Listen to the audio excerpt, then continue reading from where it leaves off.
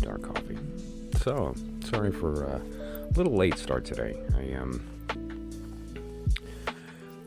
I thought I was going to be able to get on early, and I guess that was my failure. But that said, here we are. So, a few things that I've actually wanted to talk about today that I think are going to be a lot of fun. That are a little bit of a continuation from yesterday, and some other stuff that's kind of newer.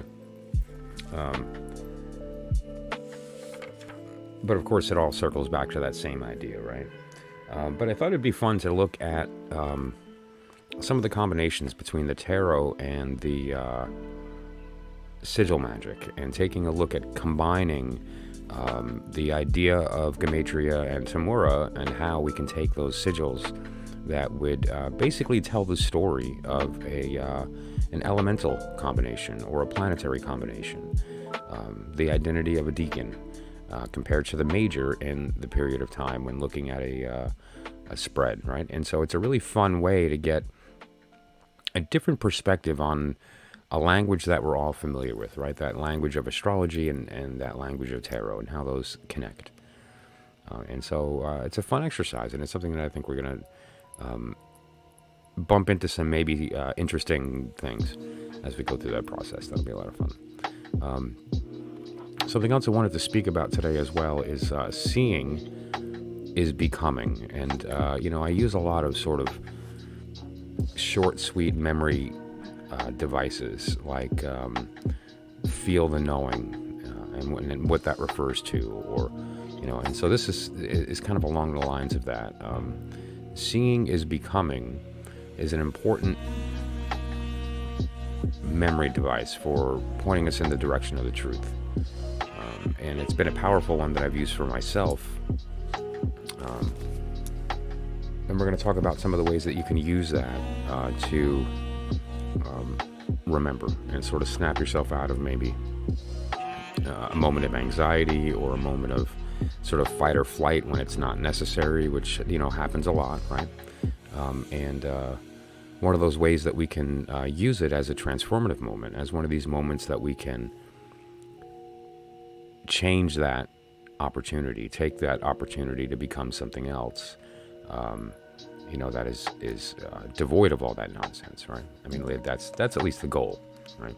And so that said, as we go through that process, we're going to bump into a lot of different techniques that we may be familiar with, but didn't realize that we were using the wrong way. And if we apply what we now know, seeing it with new eyes, suddenly it opens up and unlocks a whole new system of knowing. So we're going to talk about that as well. Luana, how's it going? Thanks for popping in. Oh, England, thank you for popping in as well. It's good to see you. Thank you for participating in the stream. We're going to speak about as well as create, destroy, and transform. And what that's all about, because it kind of ties into what I've been speaking about these past couple of streams, with respect to ending suffering, with respect to being in a place where we understand who we really are, and our connection to this universe, our connection to its creation, to its own story, and how our story and its ultimately are the same, right? And so it comes down to understanding who's speaking and who's listening, understanding what your role is in the creation of your world. The world that we certainly live in, because here we are. But at the same time, we participate directly in the creation of every moment. And it's important when we know our role in that. It unlocks our power. And it gives us that direct knowledge of our the techniques that we can use to best see that will done.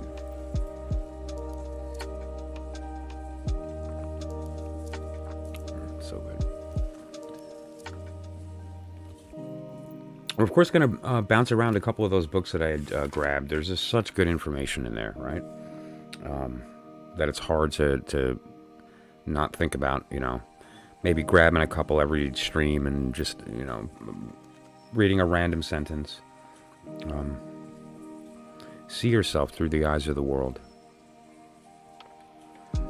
seeing is becoming. Right?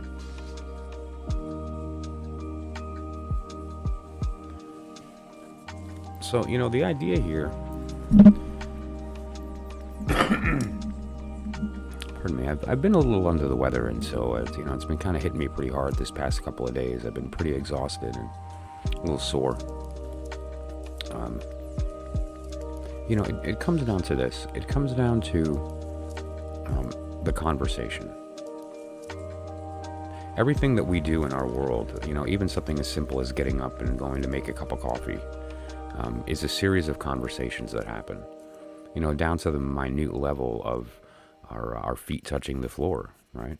Or our will and our mind transferring into the will of our body to move and to facilitate this thing that we're trying to accomplish.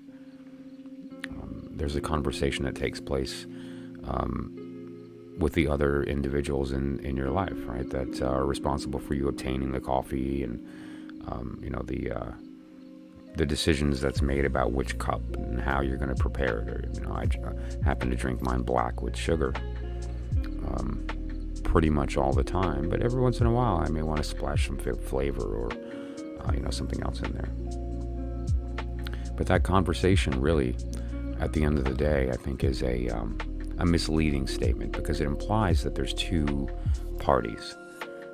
Like there's your higher self and your lower self, right? And we've talked before, even I'm guilty of perpetuating the lie that, we're not the thinker, we're the observer of the thought. And I've said that for decades. We're not the thing being seen. We're not the thing being heard. We're the observer of the sight and the sound, right? It's like you don't take in the sound of my voice and become me, right? You don't take in the light around you in your room and become the room. And these things are a product of our brain, right? Just like the sound is a product of something outside of your body coming into your head, and you process it and you think about it and you tell a story about what it is you're hearing, but you aren't the sound. And this is the same thing with your thoughts, right? Things enter your mind. They're not yours. They're a product of your brain. And we're this infinite point of reception that observes that. That's all we do, right? We're not the thinker. We're the observer of the thought. And that's, an easy enough concept to grasp when you let yourself have it and think about what that means. That on a deeper level, what we are is actually incorporeal. We don't have a form. We're simply the thing that's observing. And this world, the physical world, is simply the play, the story unfolding in front of us, right? And, there's a lot of issues that come up when you follow that train of thought related to free will and related to responsibility and these kind of things. Shushu, how's it going? And so, and I spent a long time thinking that was the answer. I was so smart. I had it all figured out, right? And, it turned out that it was half the story. There is some truth to that. But that's only half the story. And when you look at the other half of the story, it's really when the power unlocks. It's funny. You can spend a lot of time working with the tarot or working with various systems of extending one's will on the world. And maybe even to some success, right? You can read the cards and see some truth, and you can find some insights, and you can answer questions and these kind of things. And you can use your understanding of these processes to imprint your will on the world and watch it happen. It's very interesting to go through that process. But once you've entered the inner sanctum, once you've come to the one truth, once you've told the other half of that story to yourself and it becomes part of your thinking, there's no going back, and suddenly the actual power is unlocked.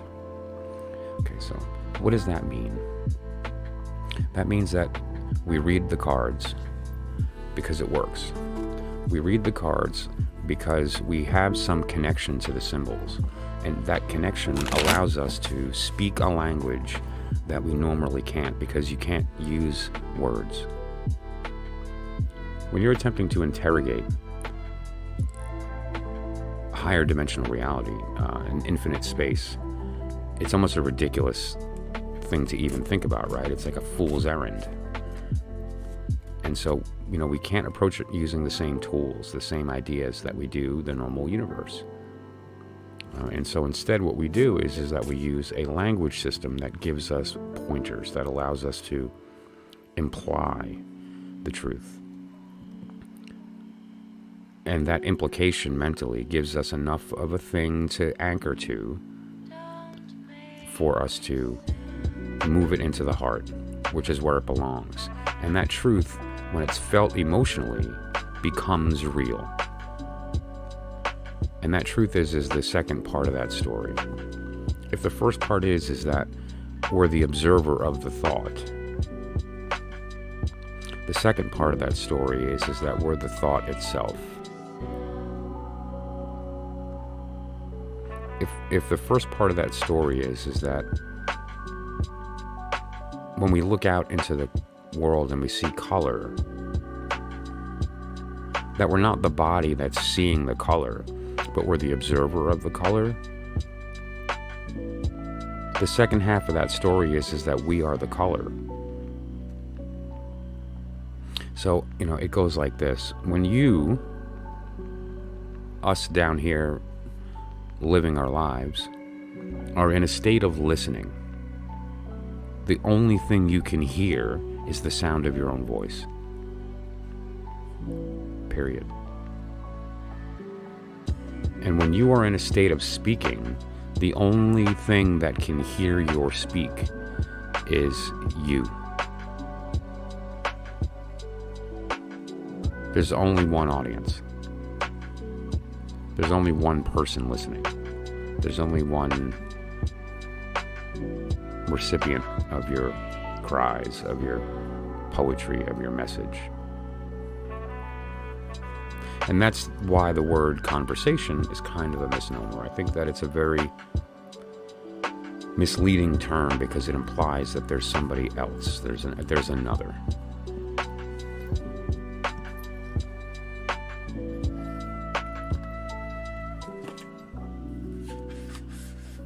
So I got this beautiful little gem from the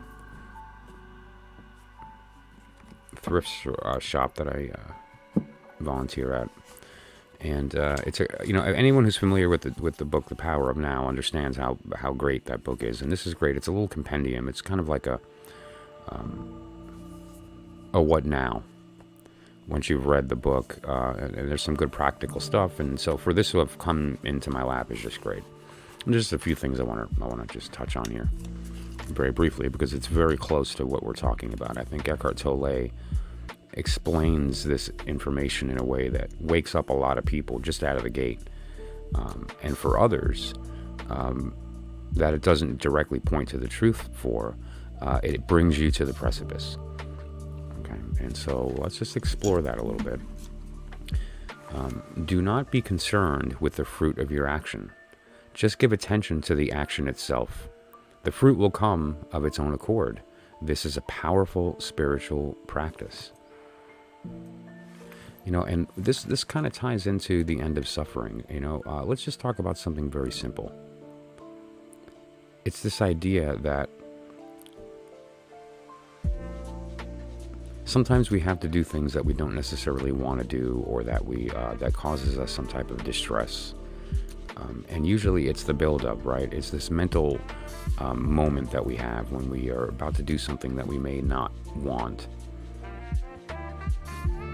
And that mental buildup really causes a lot of tension that prevents you from acting. It can really stop you from living. It certainly will steal your joy. And why that is that we're focusing on the future. We're not living in the now, the moment that we live in. We're living in the future, and we have this expectation. And that expectation is a story we're telling about how horrible it's going to be to do this thing, and how you'd much rather be doing something else. Why do I always have to do this thing? Whatever it happens to be, right? But rather, if you just focus on the thing that needs to be done, and you release yourself from the expectation, you just simply do, instead of thinking about why or what even. And what winds up happening is that the experience turns into an active one. And while you're going through the process of doing the work, whatever it happens to be, what you aren't doing is thinking. You're out of your head and you're into the thing that you're doing. And when that happens, you have this authenticity, a moment of real, where you're not being held back by the story, and instead you're just the person in a state of being and doing at the same time, which is beautiful, because that's where we are right now always anyway. You're either listening or speaking at any moment, and if you're in a state of listening, the only thing you can hear is the sound of your own voice. And if you're in a state of speaking, then the only thing that will hear you is you. And so it's the same idea. You just move that energy into the state of being and doing. You are in the state of being. You are in a state of doing. And those two things in unison become peace, become balance, become authenticity, become the authentic you, the you before the false identity. Don't forget, we're pretending. I mean, we have to. This is how we interface, right? This is how we communicate with each other, and this is how we make sense of the universe we live in, and so that's okay. I understand that. However, it's important that we are also able to recognize that that character is not who we are, that we're just pretending. And the really funny part is that we're not the ones pretending. We're the ones observing from both sides. We're watching ourselves pretend. And then somehow we were tricked into thinking that we're the ones that are doing the talking. Crazy. So, it comes down to, and I'm going to read it again because it's short and we're going to talk about it. It comes down to the idea of where is your attention? Most of the time our attention is on the stream of thought, which does not even belong to us, it belongs to the brain. And that attention is simply telling a false story about a potential false future that in most cases will never manifest. And rather than being in the moment and experiencing what's actually happening to us and what we are doing in our contribution to our life, we are completely focused on that false future, and that we miss everything, right? And so just to be clear, do not be concerned with the fruit of your action, just give attention to the action itself. The fruit will come of its own accord. This is a powerful spiritual practice. Just mop the floor, and while you're doing it, don't think about how much you hate mopping floors. Think about the mop. Think about the floor. Think about what's happening. Think about the water splashing around and mixing with the dirt and then getting caught in the fibers. Think about the shape of the water that you're pushing around. Think about the sound that it makes as you squeak through on the spots that are wet. The difference between the texture of the wet floor and the dry floor.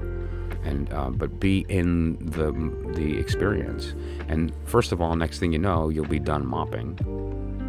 Secondly, you'll recognize there was no suffering, and there never was going to be. The suffering was created by your ego as a false story of a potentially false future that's probably not going to exist.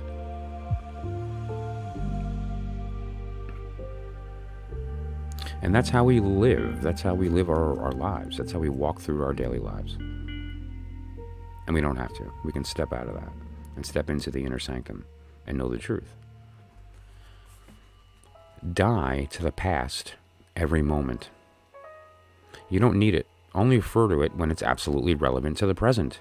Feel the power of this moment and the fullness of being. Feel your presence. Are you worried? Do you have many what-if thoughts? Are you identified with your mind, which is projecting itself into an imaginary future situation and creating fear? There is no way that you can cope with such a situation because it doesn't exist. It's a mental phantom. You can stop this health and life corroding insanity simply by acknowledging the present moment. Okay, now what we're talking about here, and there's a very important component here that he mentions that I want to bring up, because I've spoken about the idea of the power of transformation and transforming fear, which is the first step in the end of suffering. And he talks about the idea of, do you have many what-if thoughts? Are you identified with your mind, which is projecting itself into an imaginary future situation and creating fear? Now, we do that anyway because it's part of our predictive engine. It's part of us that wants us to survive. And so what does it do? It thinks about all the possible bad things that we can walk into so that if we enter that situation, we're prepared to act. But we can't then live in the state of that moment waiting for that bear to jump out when we're sitting in our living room, right? And so it's the idea of recognizing that the importance of that process, but then also that it's only when it's necessary. It's not something that we should live in as a state. And rather understand that we can't identify with our mind. The mind that we think is the important one is a product of the brain, which is controlled by the ego. The divine mind, your true self, is it resides in the heart. You can't hear it with the ears, you can only feel it, right? And I've mentioned those words before, feel the knowing. And that refers to the idea of this doctrine that's been taught in secret for many, many centuries, related to the idea of the flip during the descent, which is a story that talks about the why things above seem opposite of what they actually are. And there's some implications with respect to the tarot and some things with respect to the order of certain suits. And again, that's just pointing to a certain story. That's just pointing to a certain reality, that divine mind is inserted into the heart, not the mind.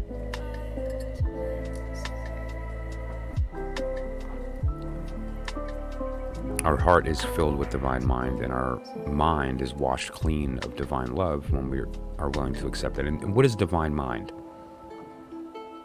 Is that a religious statement? Are we talking about some type of ecstatic Holy Spirit moment? Are we talking about possession? Are we talking about like angelic, invocation, evocation? Like what are we referring to here? What we're actually talking about is, Crowley called it attaining knowledge and conversation of your holy guardian angel. I call it soul talk. And, what it really refers to is the idea of knowing who's talking and who's listening. Because in that truth is the answer to the only question that matters. What is the truth? And so how we approach that, the process that we go through when we listen, is the idea of turning the lens and realizing who's speaking. And so we just pretend for a moment. Let's pretend for a moment that we have this crazy superpower that we've been given. That we can take our consciousness, and while we're awake, we don't have to be in some crazy shamanistic, ayahuasca trip. Completely lucid, 100% sober. I wouldn't say sober, I'm pretty high on caffeine. If I'll admit it, I'm pretty high on caffeine. Have my state of consciousness the way it is. I see the card, I recognize the card, I recognize that it is in fact a piece of cardboard with ink. I know what I'm looking at. But what it also is me. We're pretending, so let's just pretend for a moment. This is me. And now I am, at the same time, me, Michael, looking down at this piece of cardboard. but I'm also the cardboard looking back at Michael. Now, the thing is that the eyes I use as Michael to see the card are not the same as the eyes that the card uses to look back at me. And so that's why I'm not aware that that's happening. That's why normally when I look at the card, I say, oh, look, it's a card. And instead, it never dawns on me that, oh, look, it's a Michael from the perspective of the card, who is actually me. Everything in this room is me. Everything in the universe is me. Looking back at me, listening when I talk, speaking while I listen, speaking in its own language, the language of light, the language of sound, the language of vibration, heat, radiation, strong and weak nuclear, electromagnetic, thought, love, rejection. So that said, we have the ability to, now that we understand the algorithm, we understand the rule. If I want to hear the mind of my higher self, I don't listen here, I listen here. Feel it. And so when I turn the card around, and this time, instead of seeing a card from my perspective, I see Michael from the perspective of the card. And now together we recognize what's happening, which is that this is me literally looking at myself. And when I do that, I embody it. I am it. I am anyway, but I'm also the spider. And I'm also the amethyst and the flowers and my turtle and my little John D with his upside down heart crown, right? I'm all these things. So why am I this right now? Why? Because I put my attention to it. My attention is on the card, and that is the thing that I am embodying at that moment. And so normally, where's my attention? On my thoughts, in my head, which is not who I am. My attention is usually on my thoughts in my mind, and that's what I identify with. That's what I create as real. What I bring attention to is what is created. The universe makes things, and I am the universe. Now, when do I decide to make things? I decide to make things when I decide to make things. But I can ask myself, I can remind myself that I want something. And so I speak in the language of myself. I know I'm listening. That's the rule. Whenever I'm talking, the only ears that will hear me are my own. And when I speak the right language, it listens. And when it listens, it answers. And the universe talks back. It talks back in the sound of light, the sound of color, the sound of touch, soft, hard, cold, warm, dry, wet. All these things are actually your voice speaking back to you when you're in a state of listening. So it comes down to asking, telling yourself what it is you need, using the correct language so that you'll be heard properly. Imagine the universe. It spends the most of our day. This is what we do, the real us out there that's watching right now, that's listening because I'm speaking, spends most of the day ignoring our requests because it knows that it's not us talking. It doesn't respect the ego. It knows the ego's false.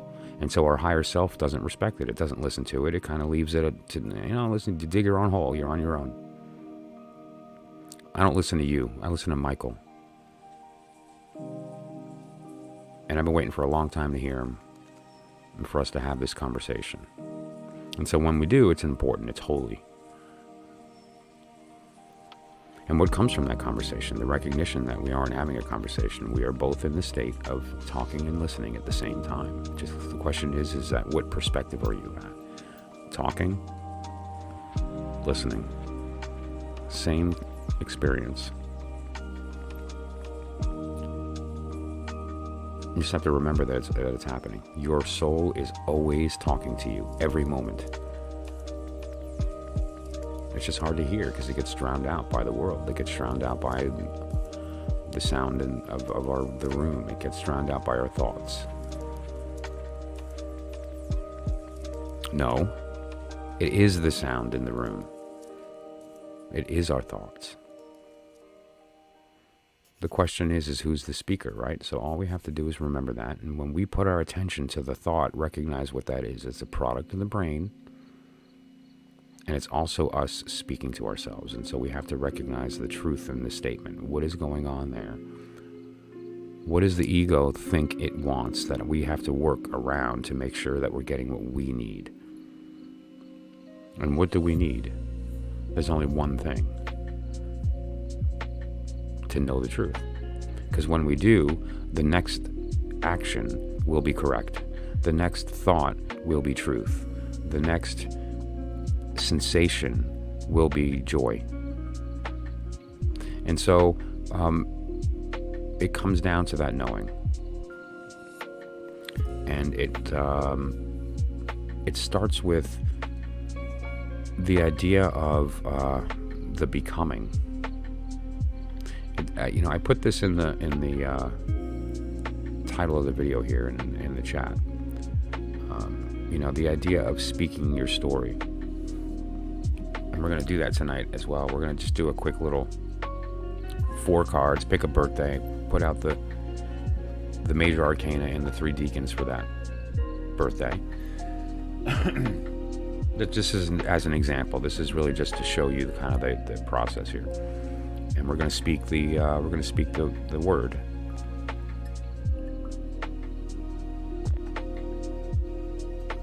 And when we go through that process, what we wind up doing is that we wind up very much in the same way that resonance works. We're going to resonate that word out into the world, and where that word exists, it will awaken. It will stir. And that's the point. Because, why did I become the card and not the desk? Because I was giving attention to the card. And so when we create a word and then we speak it, we are giving it attention. It listens because we're speaking. Why isn't the entire universe listening to every word that I say? Of course it is to a certain degree, but it's actually not. It's ignoring 99.99% of its experience in the same way that we are. We only take in a certain small percentage of the universe. And what do we take in? What we decide to. We have our limited experience through the senses, but then we also take in a small piece of that, and we decide what we actually take in, and that's the same thing as the universe. So what part of the universe is listening if 99.9% of it is ignoring me at all times? Well, the part that is being spoken to, its ears perk right up. It wants to talk. It wants to be heard. It wants to hear. And how do we do that? Well, we give it an identity. And by doing so, we remind it that it exists. And in that remembering, it becomes real.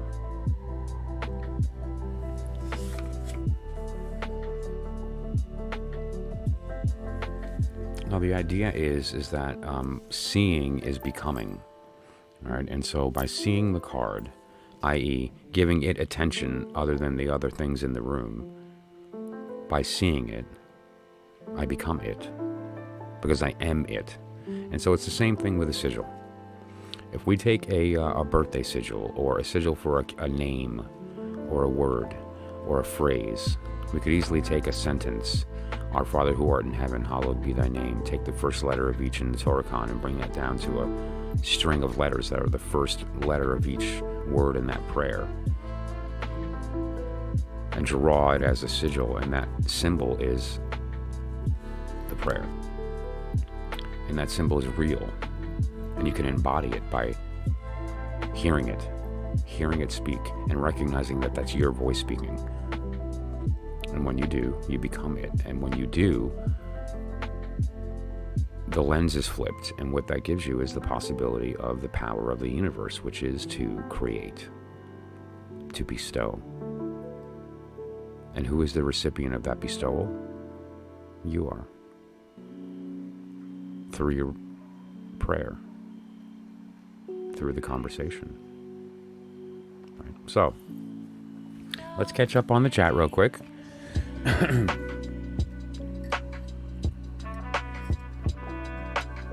Let's say enough of the intro here. Let's just jump in the beginning here and see what's going on. You guys will have to pardon me. I'm having some kind of weird sort of tech issues related to dropped frames after a Windows update, and I haven't really narrowed down how to correct that yet. And so if the stream's a little choppy, I apologize. As long as you guys can hear me, that's all that matters. Okay, so just to reiterate here, England, thank you for popping in. Luana, I smile every time I see you. Shoo shoo. Okay, so, okay, Missy, there's a place in South Florida that I used to go to. It's an all-you-can-eat pizza kind of place, and they had this one that was, it was like grilled chicken and Alfredo and bacon, and it was really good, you know. And so I just went, you know, why not? But let's just elevate that a little bit. So, you know, I'm not so bad at throwing together a pizza sauce or a pizza dough, and I can do them pretty quick. I can have a dough ready to go that's actually edible in about 30 to 45 minutes, like 30 minutes. You know, obviously you want the dough to rise much, much longer if you can, but like in a crunch, and it's pretty good. Or there's no shame in the store-bought pre-made doughs that are in a bag that are fresh. Those tend to have a pretty active yeast, and so like you can get to business quick. And so just a couple of tablespoons of Alfredo on that dough with prosciutto and some spinach. So good. No red sauce, just all white, right? And you know, you can decide if you wanted to do something like, you know, typically Alfredo, for me, mushrooms want to be part of that. Like mushrooms are like, hey, are we invited this time? And I'm like, oh no, not this time, maybe. And then they walk away all sad. It's like, I know I should have had mushrooms. Every time I eat Alfredo, I wish I had mushrooms. So if you want, you can put the mushrooms on there as well with the prosciutto and with the Alfredo. So good, and then some Parmesan at the end. But so spinach, Alfredo, chicken, and prosciutto is the best pizza you'll ever eat in your life. And you can make it really, really cheap at home. What you do is you get the pre-made dough from the store, right? You're looking at $3. I don't know. Here in upstate New York, they're about $2 to $3.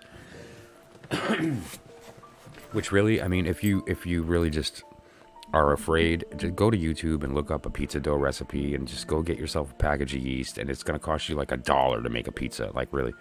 But that said, though, so get your dough. Very basic stuff, you know, and roll it out and get it all ready to go and throw whatever you want on there. But at the end of the day, it's a different kind of experience. And it gives you permission to try all kinds of fun stuff on there.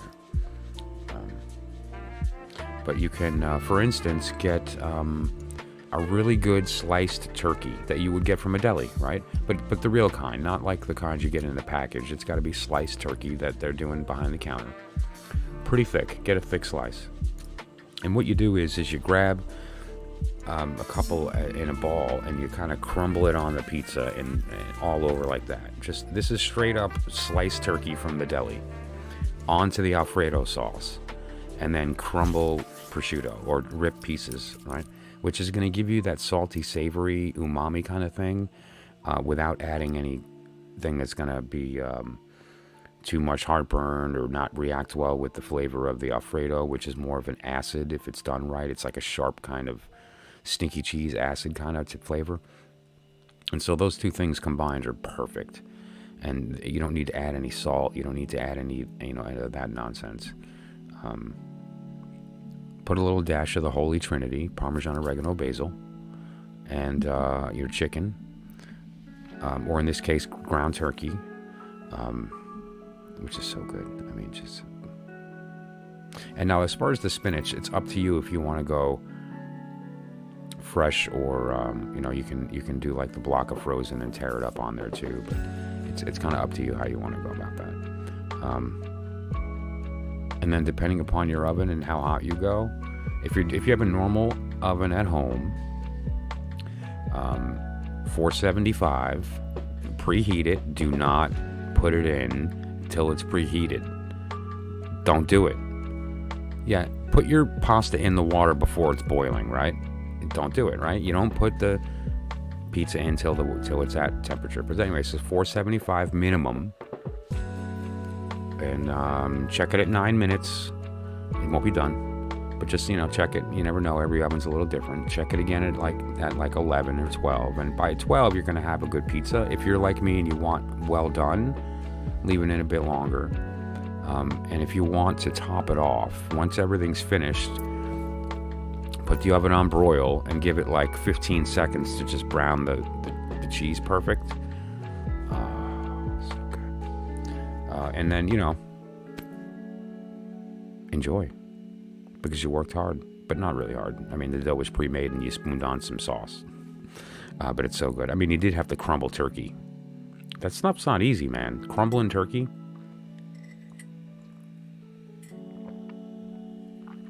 I mean, it's certainly more work than using an app, to have pizza delivered to your house. But there's really nothing better than that. And if you really want to go the extra step, make your own Alfredo.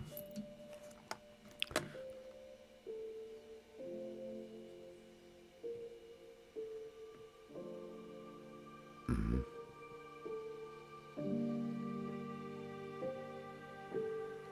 Okay. Let's see. Okay, great. So we're caught up on the chat. Whew, so you get the idea, and it comes down to this. It comes down to embody everything that you can. And, one of the ways that you do that is to die daily. To be open to the experience of allowing the old you, which never existed to begin with, to go away, to no longer be forever. Listen, I bumped into something today. There's an art style where you basically take a bunch of junk and you make beauty out of it, right? And so I'm always looking for parts. And so I have a little box with a bunch of broken clock pieces, little knobs for winding, gears, springs, It's awesome. And I was digging through that today. And I came across this pin, which, most of the time I get that broken stuff from yard sales, churchyard, basement sales, and this type thing. And so I have no idea where this came from. It's in my possession. I have no idea where it came from. And it's a pin with a monogram of initials on it.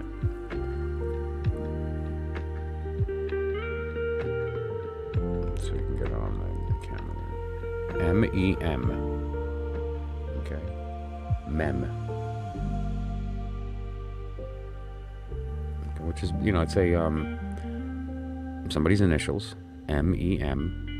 I looked at it as it might be a W, but obviously not. The E would be backwards, and it would be W3W. And we can look at that later. But now Mem is interesting, and so, it's random 3 digits, and so what do you do when you're, a hermeticist, a occultist, whatever, a magician, and you're always looking at the patterns, as when you're playing with your toys. I thought to myself, I wonder what Mem, represents, because I know Mem and then Hey and so on. Then I thought, Mem's an actual letter. Like in and of itself, it's one of the letters, and specifically, it's an important card in the major arcana.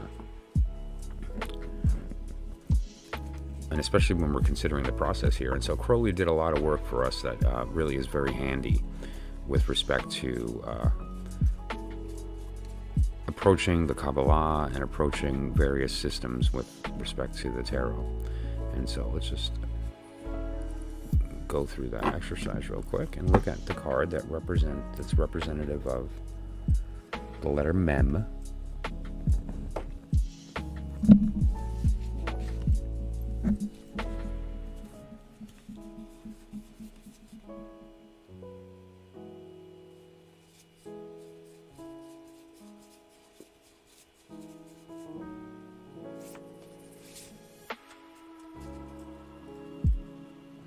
Now, those who are familiar may know that the letter Mem is one of the three mother letters of the Kabbalistic system. Basically, there's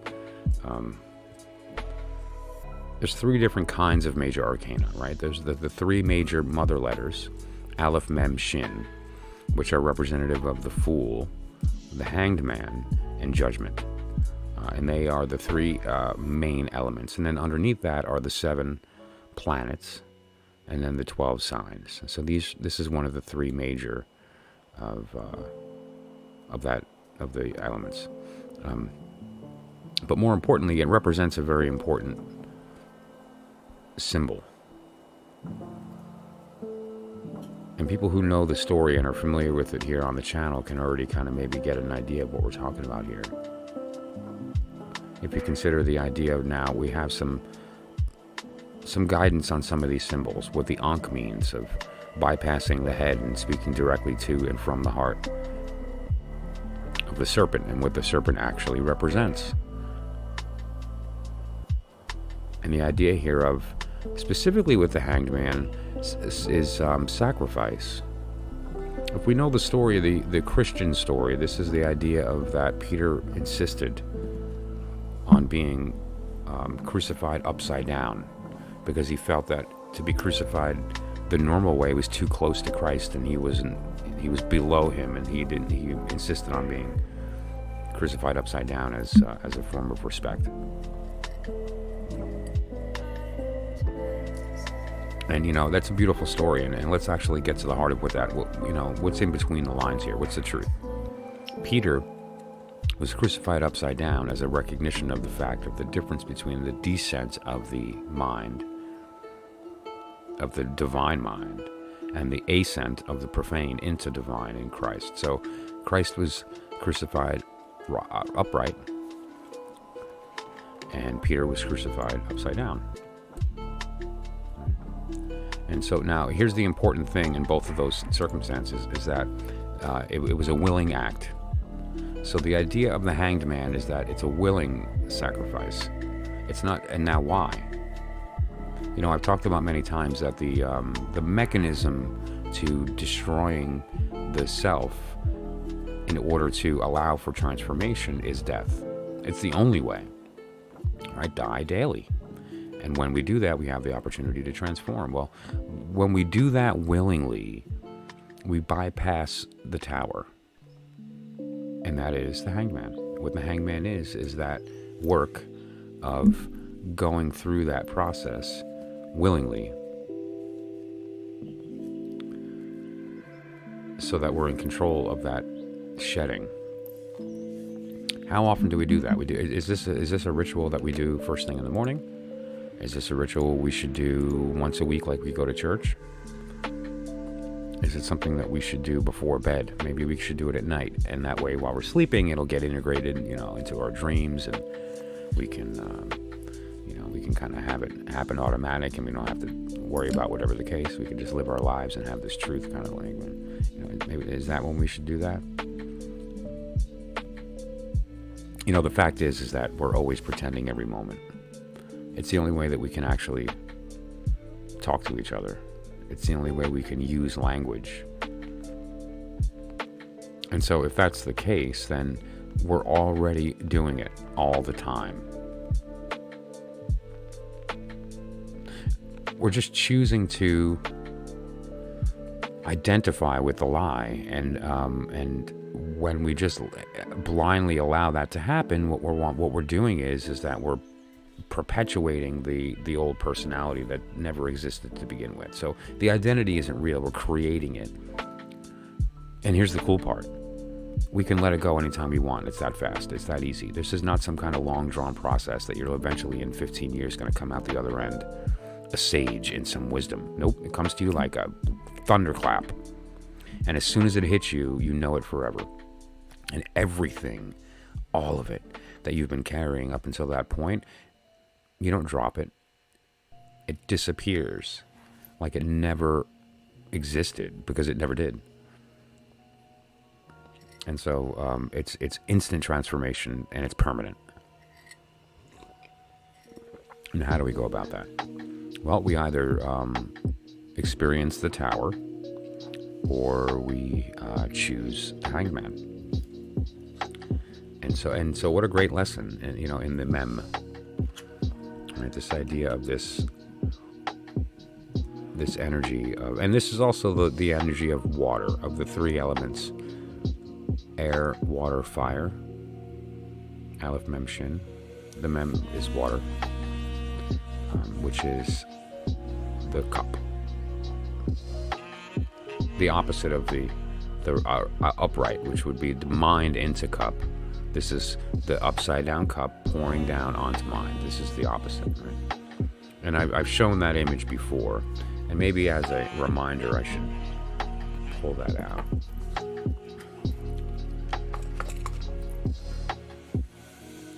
There may be some new people as well that aren't familiar with this story of the upside down cup.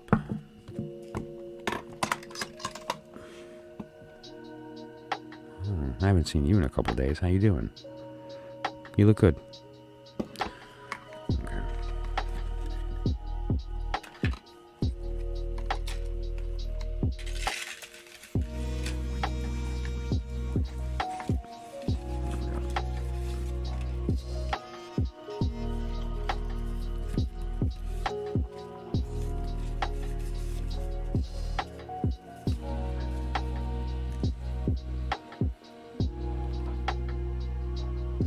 Divine mind in the heart. This is the idea of the Christ. Divine heart on the mind. This is the idea of the Peter. You see the upside down cup? Right, okay. It's sometimes when you have to like physically see it, and it's like, oh, okay.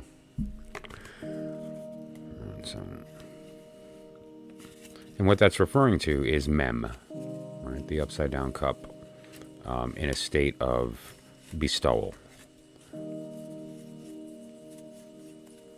speaking. The singing cup, the speaking cup, the praying cup, the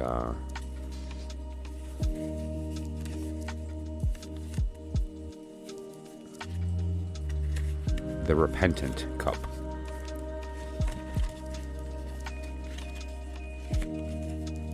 Don't forget, too, Crowley's description of the cup is quite beautiful, because he's, and I'm going to read it here in a sec because it really is a good one, is the idea of the cup is not always just, warm and fuzzy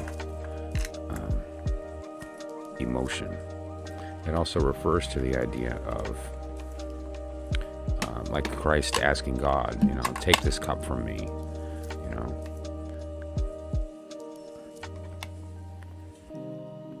So what is that cup in reference to that story? It's not really talking about emotion, is it? What it's really talking about is your destiny. The flow of your life with respect to the current, right? And some of it's good and some of it's bad. Now, we feel that and call it emotion because we feel divine mind in our hearts. And so when truth enters our universe, we feel it here first.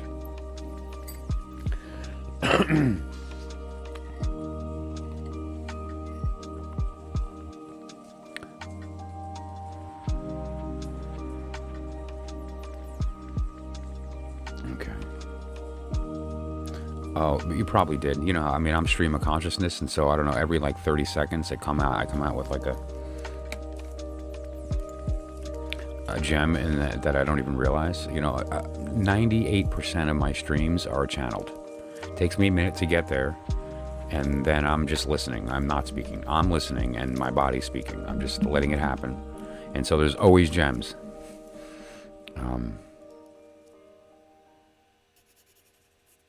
Yep.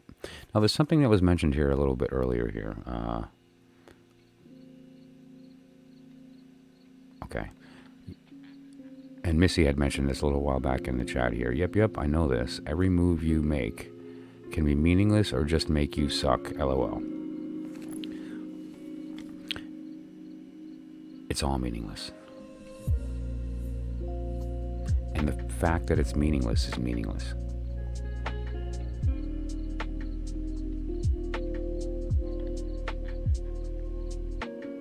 None of this matters. None of this happened. the fact that it doesn't matter doesn't matter.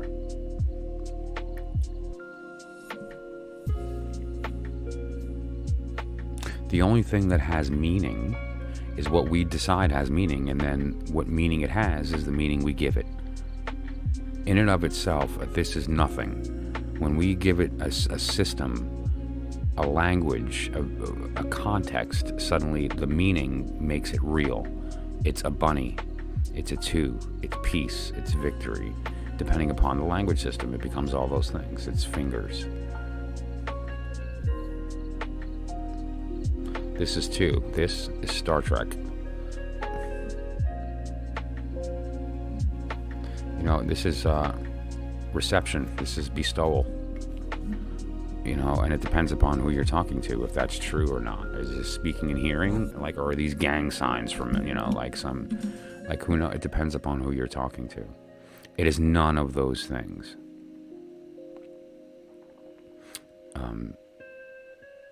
Definition is a lie. It's a definition is an attempt to communicate. Words exist because we fell and went, holy shit, I'm alone and I want to talk. And so we cried out to the world automatically out of just necessity to be heard. We don't even know what we were saying. And now what happened? Words were born out of the necessity to communicate. And that's okay. But they're not necessary. You don't need to speak to be heard. Just in the same way you can't hear your own voice in your ears, you can't speak to the ears of yourself. You have to speak to the heart.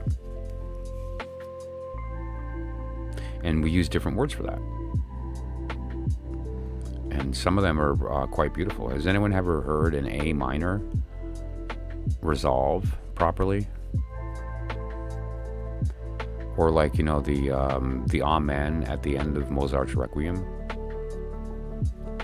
You know, there's these ideas of like this truth that can be felt.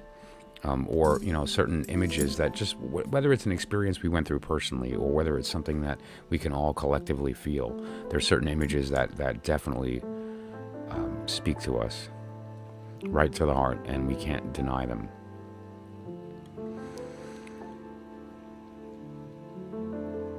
Some of those symbols are so ingrained in us that it's hard to see them as anything else, right? Certainly numbers do that for us. A heart. You see the shape of a heart. It's impossible to deny what that means. If we see a square, what's a square? A square is a million different things. A box, a house, you know, the idea of an enclosure, the idea of separating things visually. I mean, a square is what's a heart? A heart's one thing. Love. It means love. You can ask an 18-month-old child what a heart is. Love. Right? It means one thing. And so, you know, there's a truth in that symbol. The square is a little more true, so it describes more things. But the idea is that there is a power in that archetype. There's a power in that shape that can be used to communicate without speaking, without hearing, right? In the traditional sense. And so, like that idea of the heart is as a symbol becomes much more powerful when you recognize that you are that heart. You're the heart, and so when you see it, recognize that that is your voice speaking back at you, love. Now, there are hearts all over the place, and we ignore them or we miss them because there's other things around it, right? And so it's speaking, but we miss it because we're seeing everything. We're taking in the whole world all at once, and so it's hard to make the decision of what's a lie and what's truth. And so, where is the truth? Well, we start with by putting our attention.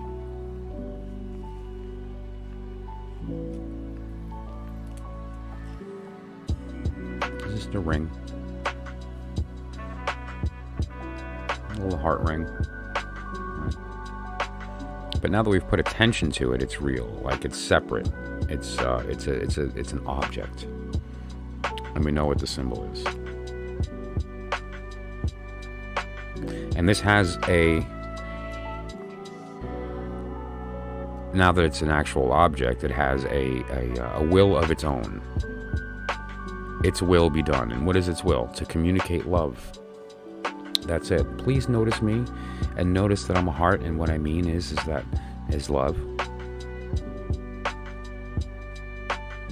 And now recognize the ultimate truth is that not only is it speaking love, but that's you, and that's your voice speaking that to you.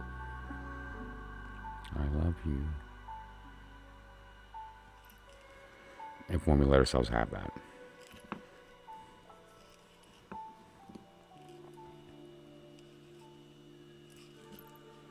I guess this will be the crown that my Magi wears tonight.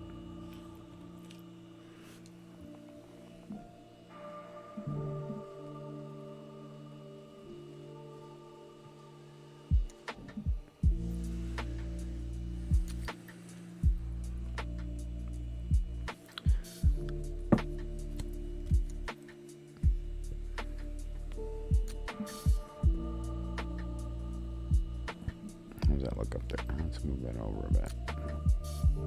A little bit more. Let's get crazy. Okay, nice. Who's got a ruler? Okay. So you get the idea, though.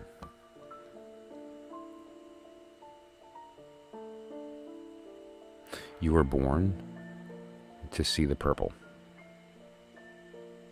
That's why you were born. What is the answer to life, the universe, and everything? Purple.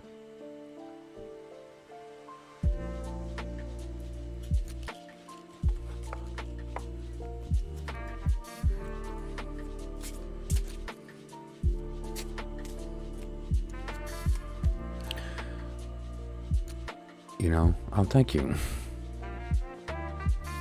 Oh, really? That's all. I love that. When you bump into a nice piece of jewelry or something that rings to you, like a crystal or something, I love that stuff. I've been getting rid of stuff lately. I've been losing stuff lately. But every once in a while, there's something that I actually bring into my life that, is special. It's been a while since I've had a new crystal or a new piece of jewelry or anything like that. But I've seen a couple of crystals go recently.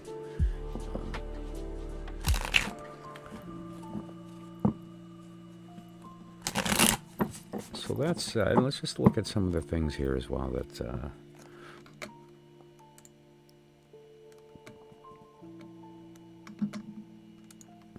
let's look at some sigil stuff real quick, and specifically, and combining that with gematria, or gematria Temora, and then combining that with sigil. So what we're going to do is we're going to look at a birthday. Pick the major that represents the sun sign, or perhaps the rising. I think the rising would be more appropriate. And so the major associated with the rising, and then the three deacons that are associated with that sign. All four of those are going to have a letter associated with it, and that letter is going to be, or that word is going to be the name of the intelligence of that period, the angel. This is how the angel names are derived. This isn't the exact method. This is an exercise to show you how these names are looked at and derived. There's multiple methods using, for instance, the Shem HaMephoresh of the 72-fold name lined up and so forth, and there's methods that use a similar system related to a kind of holographic mathematical process. I like this because it's organic. This is my process, just to be clear, full disclosure. This is not some kind of Golden Dawn sanctioned ritual thing or anything. This is my own level of kind of a low magic application of the tarot. And so a lot of the stuff that I reveal on the channel here are my own personal workings over many decades of using this art. And take or leave any of this information, and I won't take it personally. Like the astrology house spread is a unique kind of take on using the houses as a method of the positional meanings is really interesting. And the way that I use derive the cards that go into the houses is tied to you individually. So again, it's not a random process by any stretch. It honors divine order and therefore works. And so it's the same idea with this spread here. These cards are chosen by the divine order. They're not chosen by any kind of synchronistic process. And so there is a level of truth in it. And the more truth you have in a symbol system, the more powerful it is, the more energy it has, the higher its amperage. And so what we're trying to do here is to have this divine order be as close to perfect as we can using 4 cards, so that when we approach the sigil has real power. And what that is an intelligence, an entity that is designed around the intelligence of the advisors to, and the ruler of, the environment of your birth, the kingdom in which you were born. And so that's the goal here. Anytime you are able to include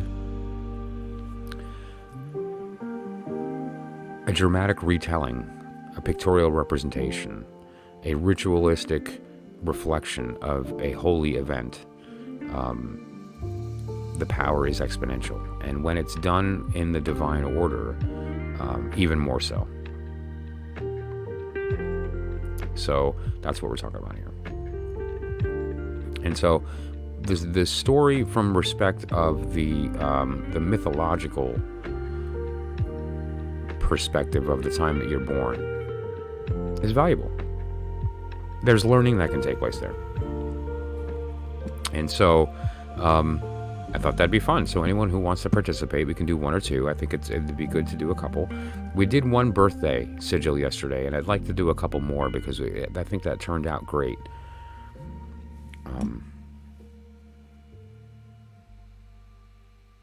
And I think that we may be able to bump it to some others, right? And so anyone who'd want to participate, just put a little thumbs up or something in the chat related to the fact that you might want to join the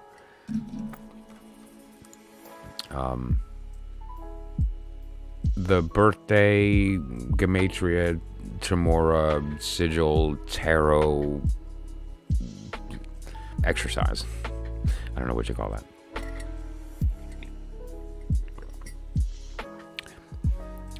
Good mojo is what it is. It's there's so much truth in it that sigil that you're left with is a really good snapshot of the energy. It's not just the date, which is cool because that's a temporal coordinate. Awesome.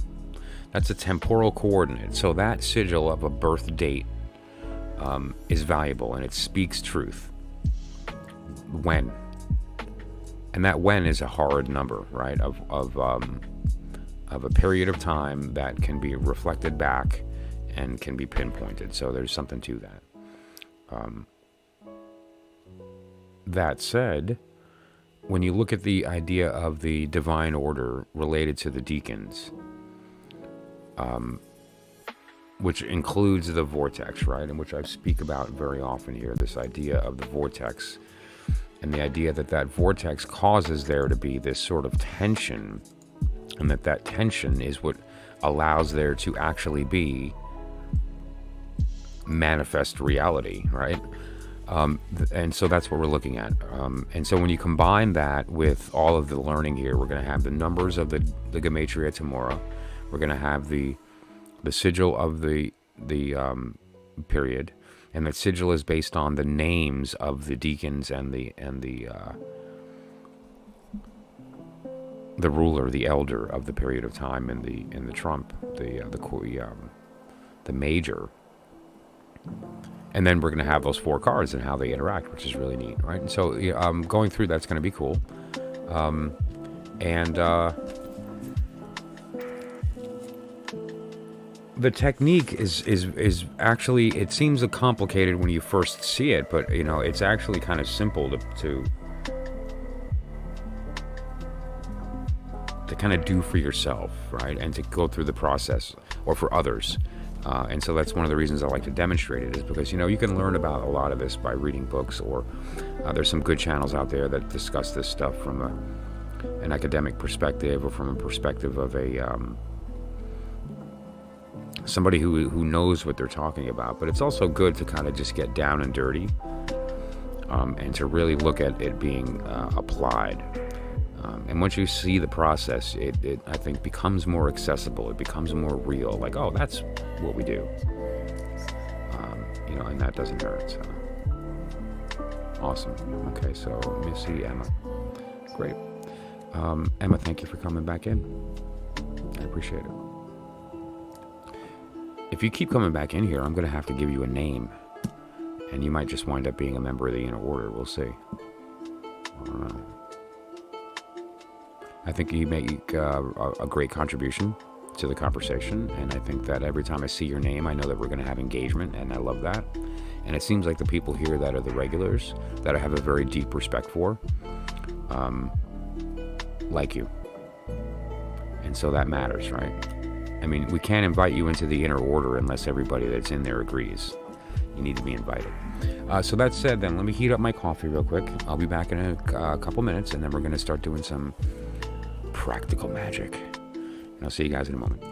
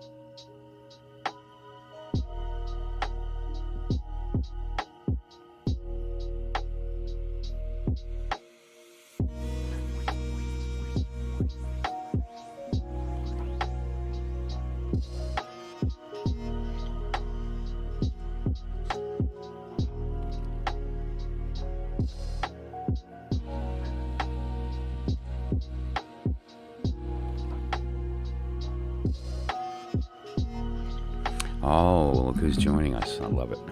Ladies and gentlemen, His Royal Doodliness is in the building. Okay, so I'm going to stick to the outer order here for a little bit, right? And what are we doing here? We're playing with some toys.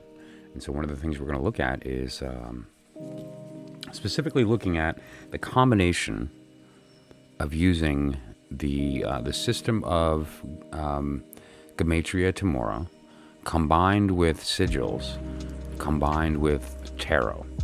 And we're going to use the language of astrology to speak that whole thing. So let's just begin the process.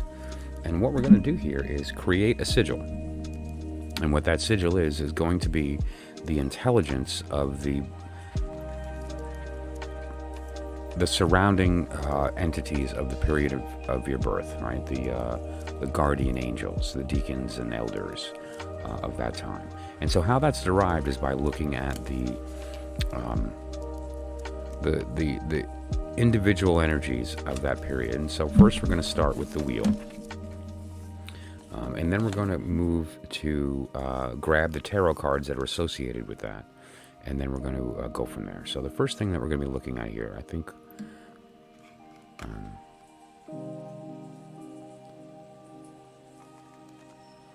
yeah, that's true. It is. It's. I love this time of year, though. The foliage is gorgeous. I live in the mountains in upstate New York, and it's so beautiful. Come on, it's a postcard. A few people up here know what I'm talking about. The Northeast in the United States is just absolutely gorgeous during the fall. And as that chill comes in, there's a reminder of the quiet time that we're coming into. Love it. Love it. I love the snow. I love the turning of the leaves.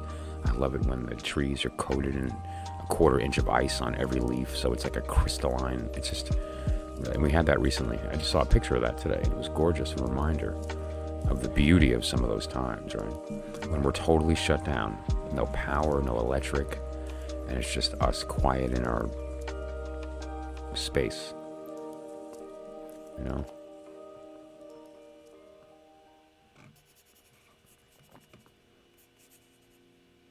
You know, so at the end of the day, that's all we're doing. We're just playing with our toys. Because don't forget, the goal here is to maintain the integrity of the work, and that means that there's one goal. And anything other than that gets in the way. Crowley talks about it too, and I think, is it here?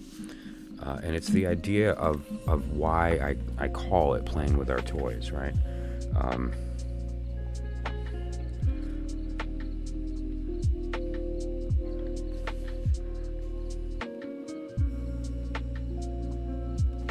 Yeah, I'll get to it.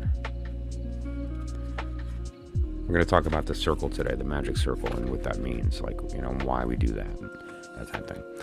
But the idea is there's one goal in the tarot. It tells one story. It points at one truth. The work has one goal. Otherwise, you are toying with things that are dangerous because they do have an effect. And so, yeah, you have to be careful about who's speaking, who's listening, and why the creation is happening, right? Yeah, wow. Yeah, and I can't wait. There's some beautiful stuff out here, too. I have to start sharing some pictures as well. And so let's take a look at the period of time that we're talking about here. We just yesterday began that process.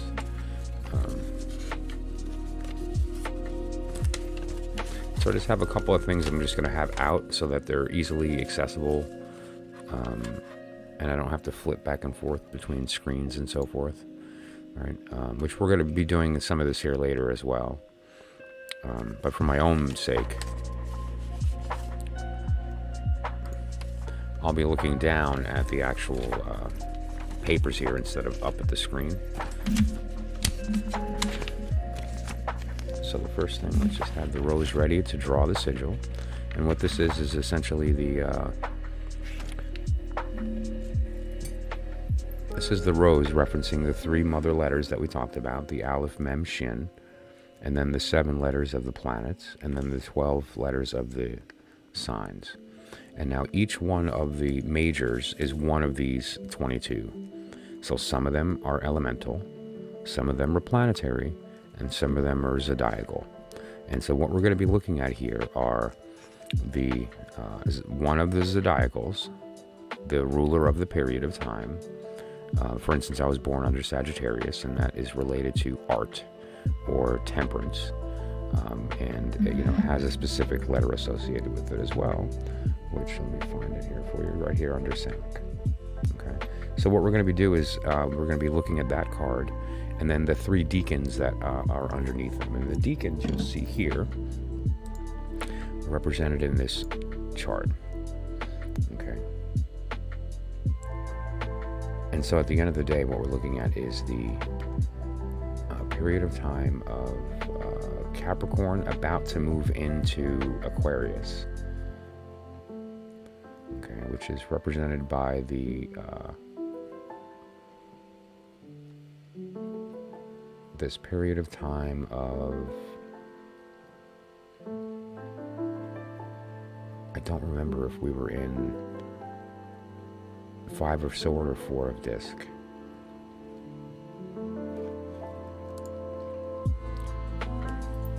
Pardon me, I have to look up the birthday. Give me a sec.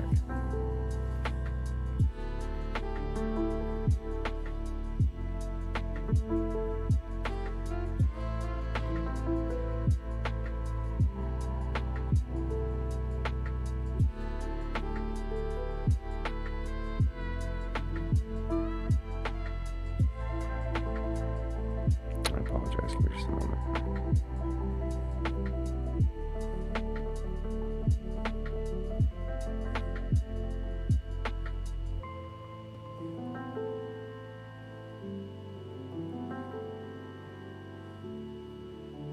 Almost okay. Almost there. There we go. Okay, so sorry. The period of time that we're going to be looking at is.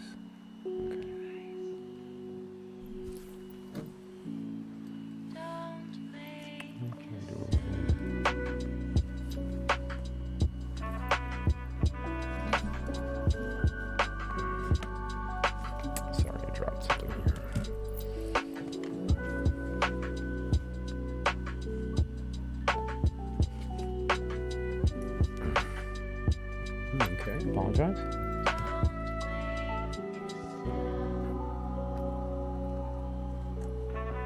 Okay, so the period of time that we're looking at here is going to be January.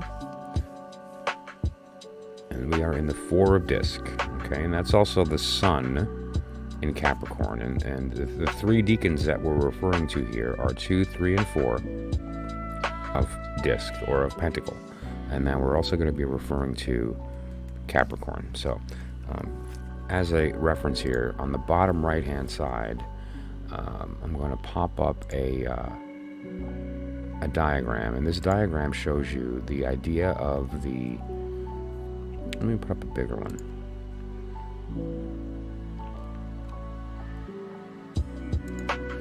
Which ones of the majors are related to the planets, the signs, and the elements? And that'll be in the column that says ATTR, which refers to the attribution. And so you'll see the Fool on the top with the triangle pointed up with a line, and that refers to air, and then so on. Mercury, the moon, Venus. And then we jump into Aries, Taurus, Gemini, so forth. And so what we're referring to here are, which of the majors are relevant to the planets, the signs, and so forth. And so we're looking for the ones that are related to Capricorn. And you'll notice Capricorn here is the devil, which makes sense, the idea of the goat symbolism. And so we're going to be finding that card first. And we're going to be finding the 2, 3, and 4 of Pentacle. Okay. And so that's where we're going to begin.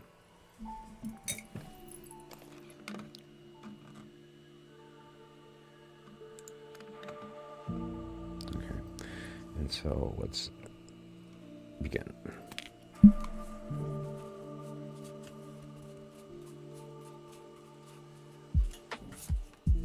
Okay, so this is the devil. And you'll notice here, as a shortcut, Crowley on the bottom put the sign, right? That's the sign for Capricorn, and also the letter associated with it individually. So if you're actually going through the process of wanting to utilize the gematria, and you have a deck that has that information there, then it's very handy for you. Otherwise, there's, for instance, this list that I showed, which will give you that information as well. So if you go over to the devil, you'll see there in the middle 70, and there's that letter as well next to it, which is the Ein. And then we have Capricorn, and that letter is next to it. That's the Yetziric path that's relevant, and we'll talk about that someday when I begin to speak about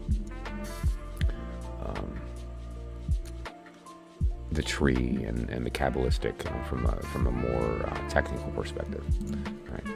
And so that said, we're going to be looking at Capricorn because that's the card of the major, and then we need to look for the 2, 3, and 4 of disc. So let me just get the majors out of the way here and have them separated along with the aces.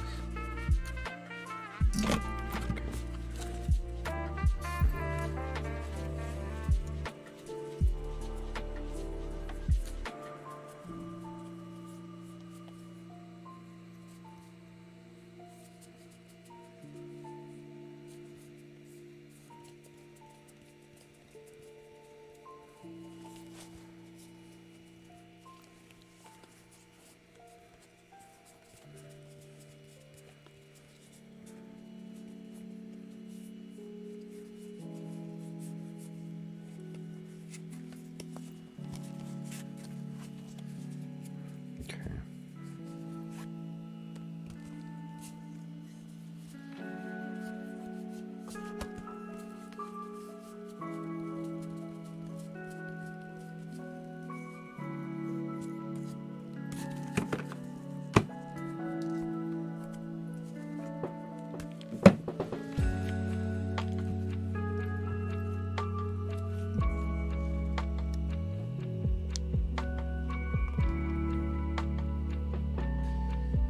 You'll notice here as well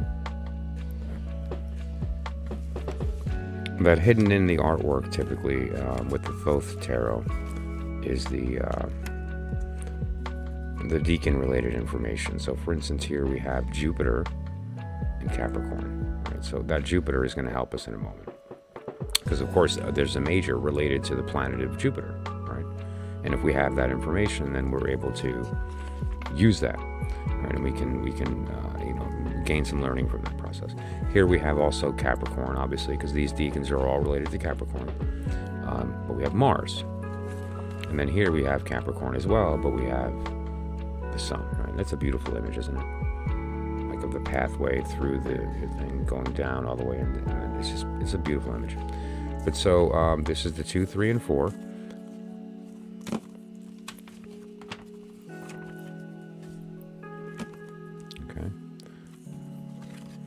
And so what we're going to do is, let's just put these down here.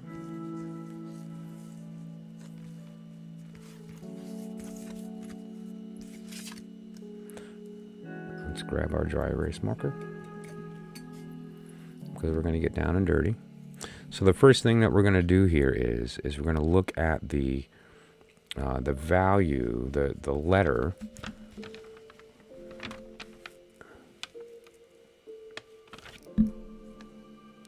for the devil. Okay, and the letter that we're referring to here for the devil is called Ein, and it basically looks like a stroke and then a second stroke like that, and so it's almost like a Y. Right? And now the second card here we're referring to is Capricorn and Jupiter, and so what we need to do is to reference our chart here. And let's actually use the bigger one. And you'll notice that the signs are the elements, the planets, and the signs. So we're going to be looking for the sign of the planet Jupiter, which you'll notice is under the wheel. Okay, the Wheel of Fortune. And so that the letter associated with the wheel is Kaf. Kaf is kind of like a hard C or a K sound. Okay, and let's jump back to the camera. And so it's kind of the idea of, it's kind of like a backwards C. Okay, that's the Kaf. And now the next one we're going to be doing is Mars, right? And so again, we just jump to our chart and we look up our Mars. And now Mars, the symbol for Mars is a circle with an arrow pointed to the top right, right? And you'll see that under the tower, kind of toward the bottom of the list there, and that shows 80, and that's the letter Pe or Fe. Okay, and that is the numerical value of 80. And just to make that easier, I'm just going to write these down as we're going here.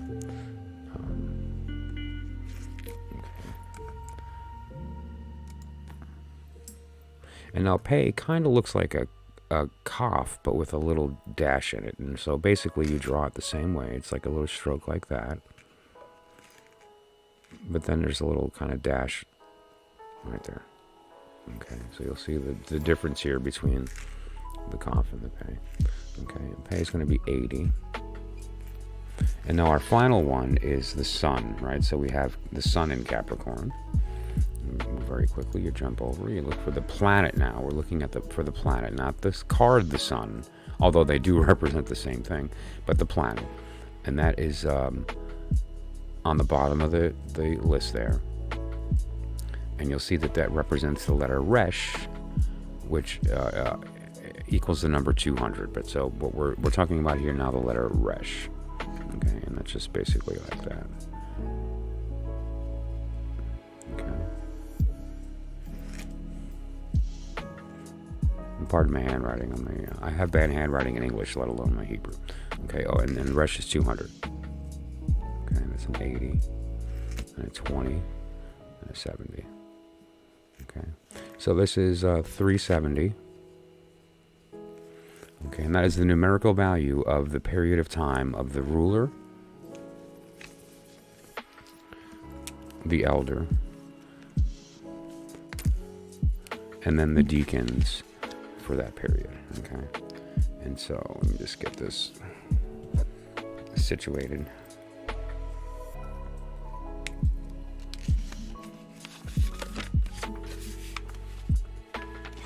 Let's move that back up now that we know what we're doing. Okay.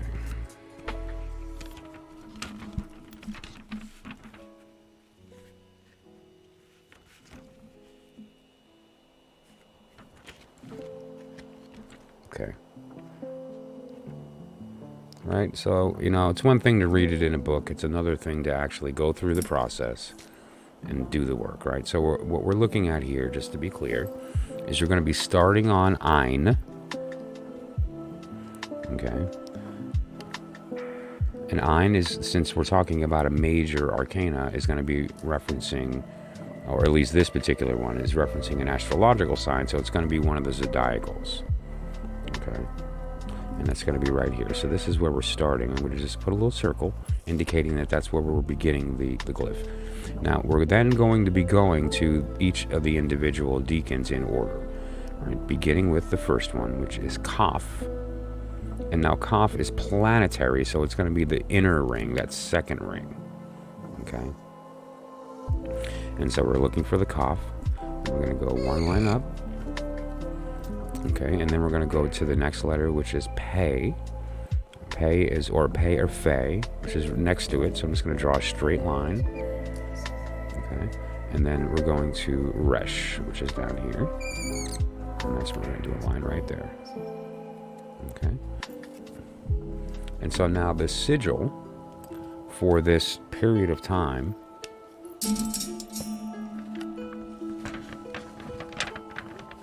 which could be combined with the sigil for the date as well, And that one I actually remember just because it was pretty.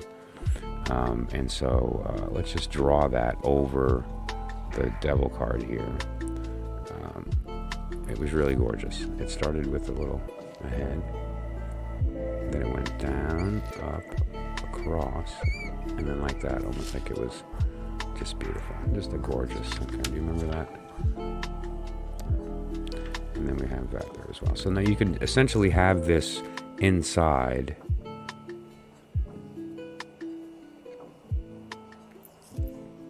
Right? As if the date is surrounded by this intelligence. And now let's speak the word. Right? And so the first, the ein, can be either spelled as or pronounced as a ah, but imagine an O, but ah.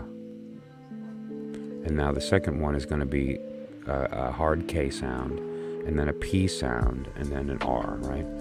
So, acapera.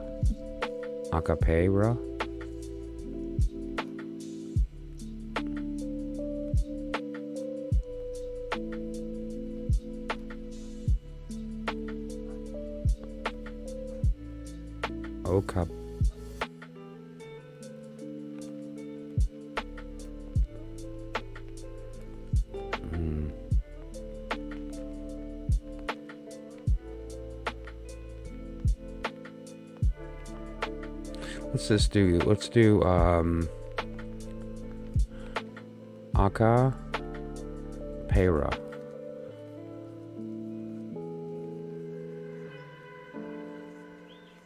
Right. If you wanted to give it a name, acapera,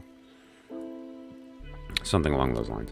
But you get the gist. So this sigil would be the combination of the intelligence and of the date of the birth, right? And so now let's take a look at the gematria, right? And so we know 370. And so let's see if we can find any interesting correlations with 370.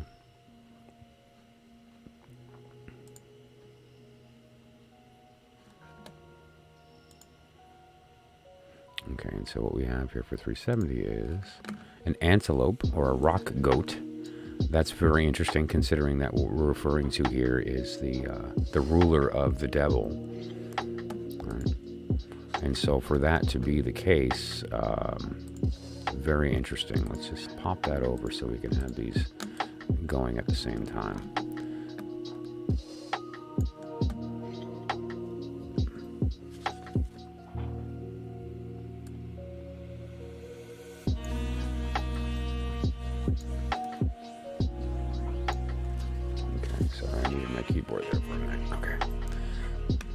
And pardon the lag. I know the lag's pretty rough tonight, and so I apologize for that. So 370, all right? I mean, what we're referring to here is the devil and antelope and rock goat. That's just makes me giggle.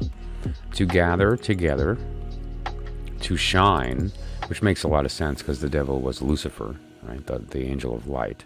To rule over, to have power or right to do, to rule or govern, to rule dominion, likeness. That's interesting. To recline or rest. Oh, I love this. The great bear. Ursa Major. To gnaw or bite.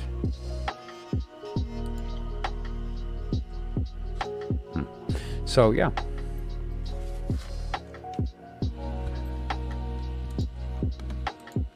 You get the gist, right? And so we have this sigil here in the center, which represents the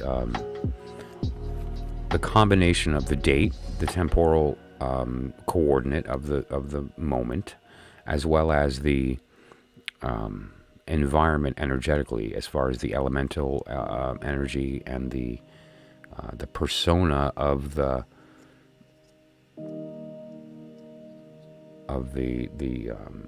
environment that it was born in.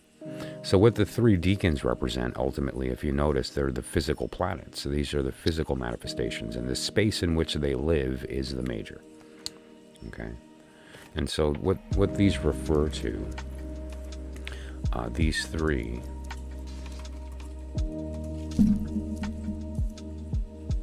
are basically the different personalities, the different trials, the different experiences that karmically were present at that moment. And the major is the environment that they interact with and in during that time. And so now let's just consider what we're talking about here. Now, what this symbol represents is the combination of the body of the entity, but also the space in which it lives, right? And so it's the body of this is the pentacle of the period of time, and then what we have is also the combination of the three elements that create the pentacle, right? The wand, cup, and sword together create pentacle. It's fire, water, and air together create earth. And so this is the unification of the four elements in graphical form that is literally speaking through visual means the word of that moment. And so it's really, really, yes, I can turn the music down.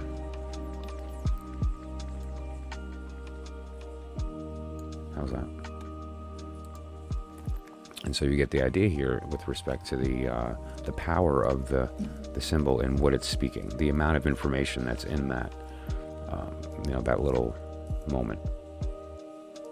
And now you have the option, I just want to be clear when you're dealing with Sigil Magick, that your intent is spoken properly. And so what I mean by that is that there's some implications to this image, symbolically, depending upon how you, because it was created, this is how it was created, but we could very easily turn that cage upside down so that there's an opening on the top or on the side, giving it the implication of speaking, or on the side where the opening is coming from the left, so it's indicating listening. You can have it upside down so it's in a state of receiving like a cup, or you can have it pointed up like it's in a state of bestowal, whatever the case may be. And so, the shape of that square can be decided based on your intent.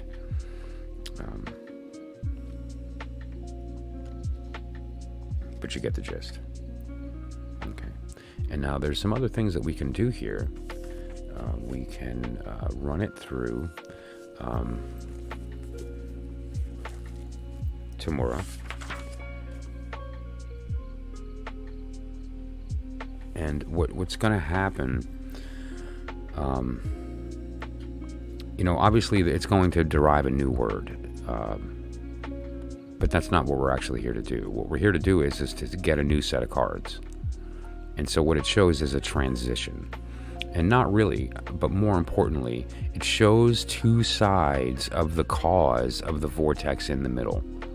So what this is the one side of that. And we do the Tamura to get the other side. And so we're going to see the two things that are counter-rotating, that are causing the vortex in the middle. What is that vortex? All of this. You. The minutia of our daily experience, of our thoughts, of our, the memories in between. We were born at the beginning of time. We live right now at the end, waiting for ourselves to catch up. Why does the tarot work? Because we're not using it to see the future. We're using it to recollect the past. And so even though we're at the end of time and we know how the story ends because we lived it, we still can participate at the same time. And so what this is referring to, that middle section between the end and the beginning, where that counter-rotation creates that vortex of possibility that we call physically manifest reality, that middle is what we're living. So what we're going to do is take this, apply Tamura, get the second batch of cards, and that's going to give us the picture of the top and the bottom, to give us a little bit of an insight of holographically what are the forces that are shining in between these two things to create this shape in the middle that we call life, right? So how we're going to go about that is just take this term, and we're going to apply Tamura to it. And so let me just grab a napkin, and I'm going to get rid of this here. That was just illustrative. It's not necessary for the work here.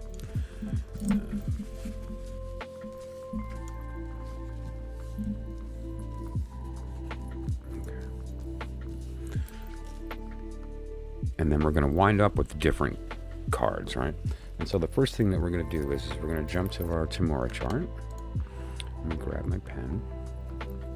And so we're going to look at the top here on the left, and you'll see that there's a chart showing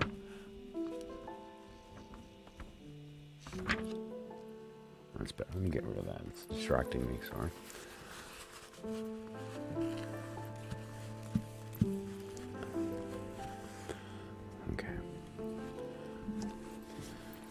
We're going to look at the first letter, which was Ein, and Ein is going to become a Hey. Okay. And let me move that desk there so it's not in the way of our, for those that are watching, instead of listening to the smooth sounds of your soul talking back at you all night long. Your soul is always talking. The least we can do is listen.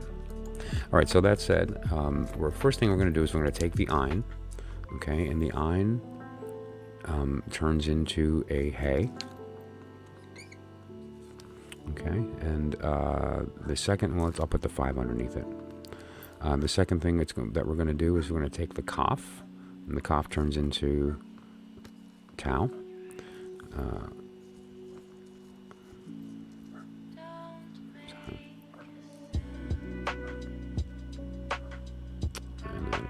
It's kind of like a Hey, but a little different.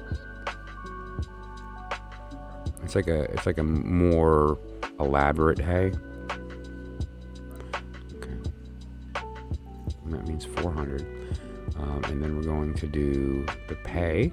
Right, the Pei turns into a Vowel, which is kind of like a Yud, but a little different.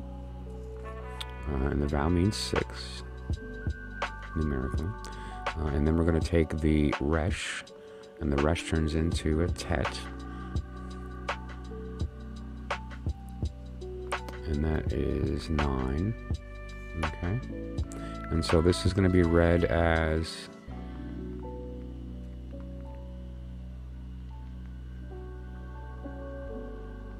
Hetot. Hetot, yeah.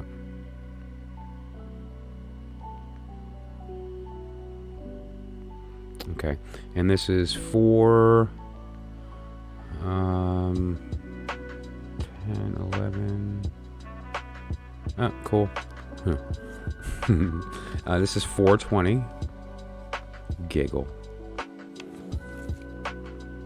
Okay, so the Tamura of the elements of your birth equal 420. So congratulations. You can giggle on that for the rest of your life.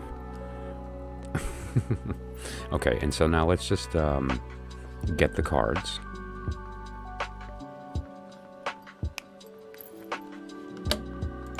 Because again, they're all going to change now, right? And so let's grab this.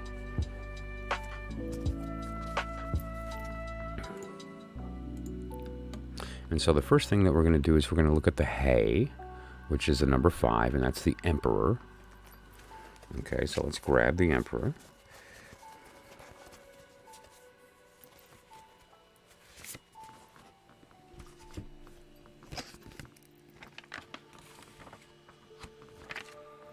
Okay.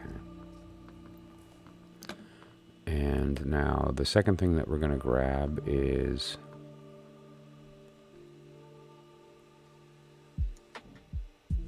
Tau, which is all the way on the bottom. Okay, and that is referencing Saturn. All right, you see that Saturn.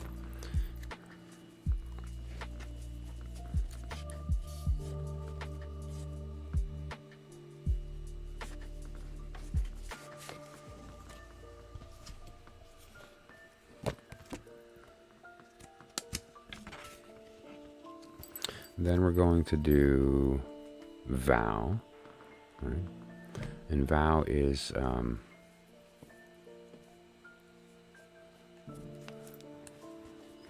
the Hierophant.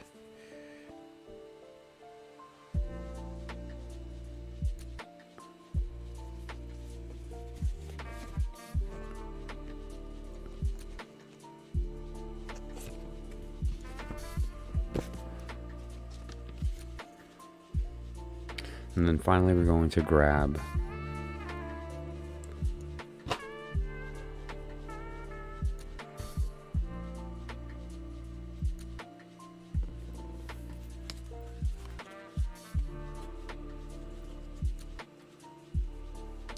it's called in the Crowley system, it's called lust. And in the Rider-Waite system, it's called strength. Let's just grab that. There we go. Okay.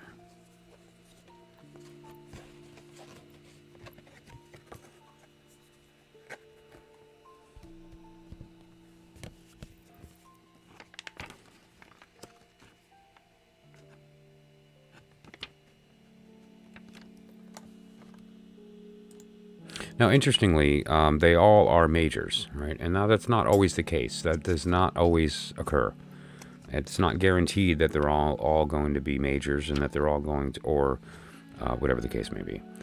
It just depends upon the letter with respect to if it's planetary, rather, or if it's zodiacal. They're all going to be majors. But whether they're planetary or zodiacal is kind of depends upon how it lands, right? And so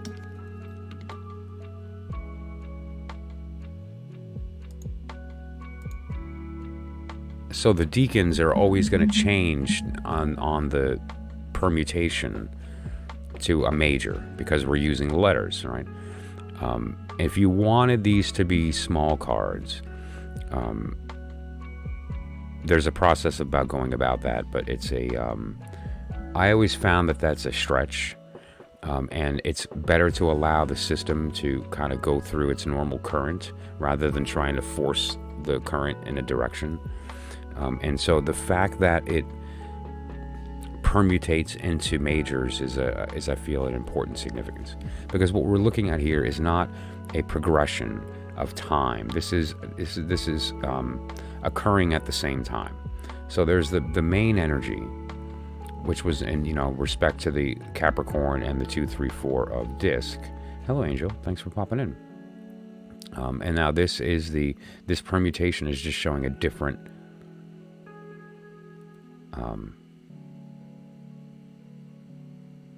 side of this person, a different angle.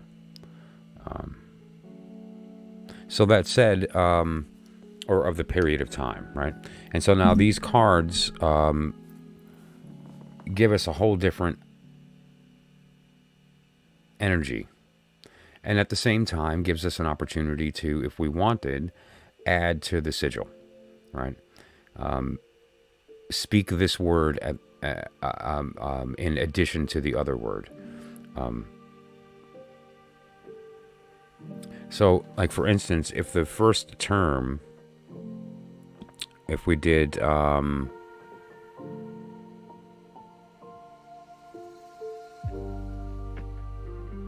don't recall how we decided or how I decided to pronounce it.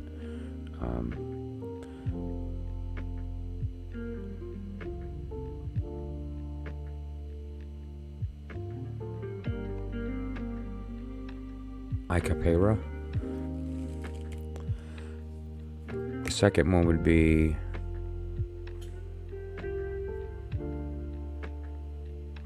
Hetaus.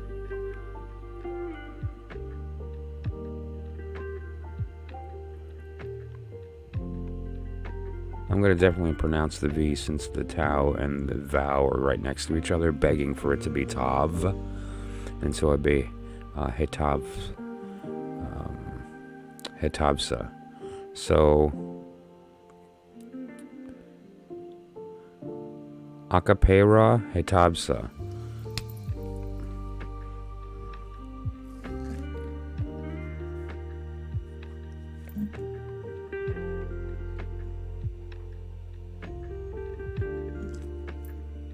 Well, it's Akpera.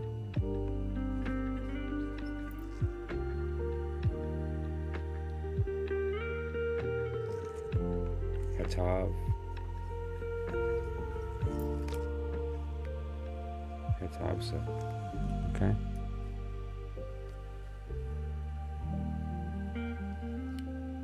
So now let's derive the sigil for the permutation.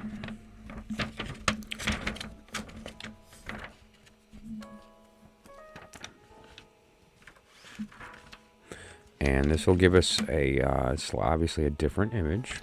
And we're going to start with the hay, which is on the top here. So I'm just going to draw a little circle. Is that on the screen? Good. Okay. And then we're going to go to Tau.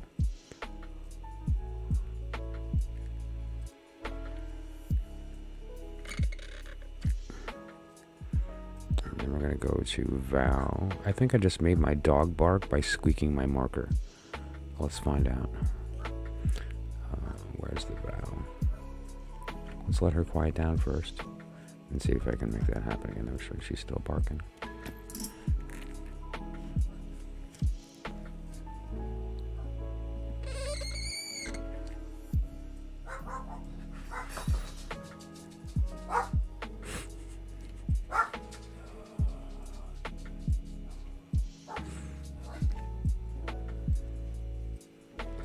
Samak, hang on.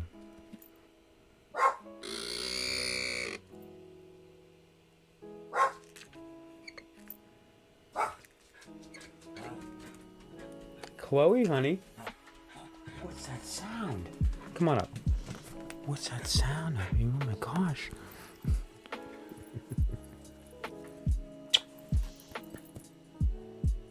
Did you hear that sound? I know. What's going on? Somebody's speaking some magic. What? I know. Okay.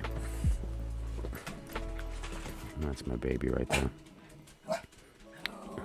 Okay.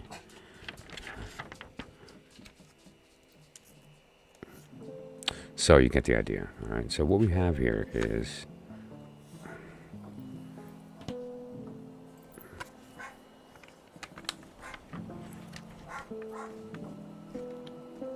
actually that's pretty visible right there. So I'll leave that there on the Emperor. Okay. And now let me just go ahead and let's do that there. All right. You get the gist, right? So you see these two. Okay. And this one is the okay. What have I done? See what happened? I created a monster. Careful what you wish for. Hang on.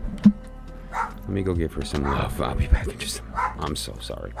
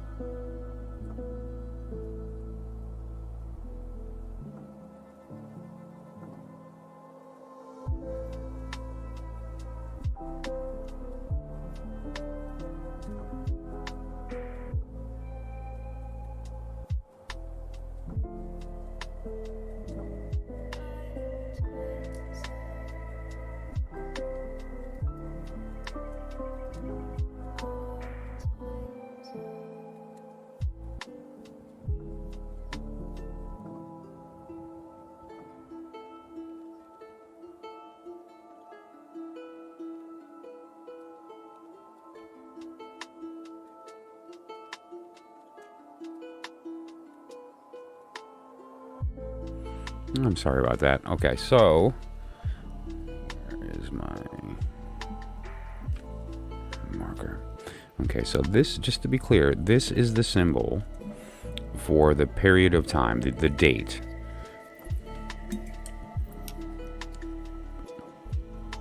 This is the symbol for the ruler, the elder, as well as the deacons relevant to the period of time of the birth, right? So when we're referring to that right here. So we have the 2, 3, and 4 of discs in Capricorn, And this is the particular period of time of the actual date, right? And then when we did the Tamura, it changed the ruler to the emperor, right? Which is all the way over here into Aries.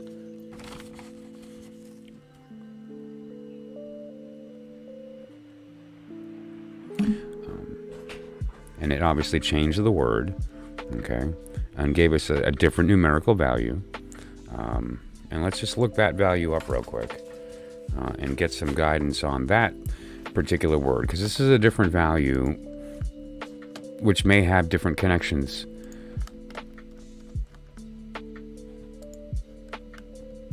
Because that first one, antelope, rock, and goat, was just really, really interesting, considering the relevance of the Capricorn influence of the goat, right? And so now that we have the emperor, it'll be interesting to see if we have a similar correlation, because that was just a beautiful little piece of synchronicity. Okay, so let's jump to 420.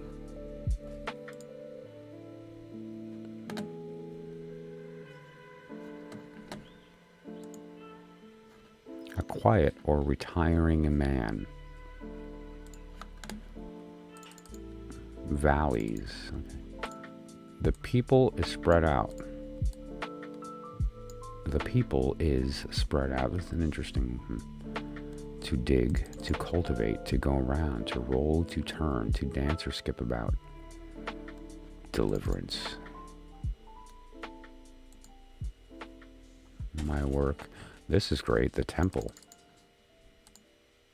The use of parables or proverbs.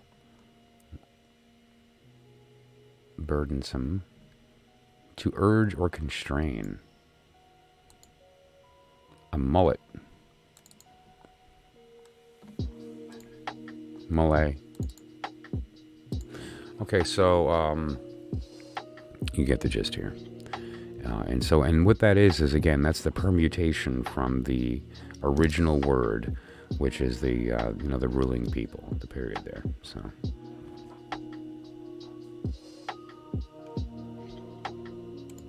smoke. Oh, that's great. Oh my gosh, wait a minute. Did everybody see that?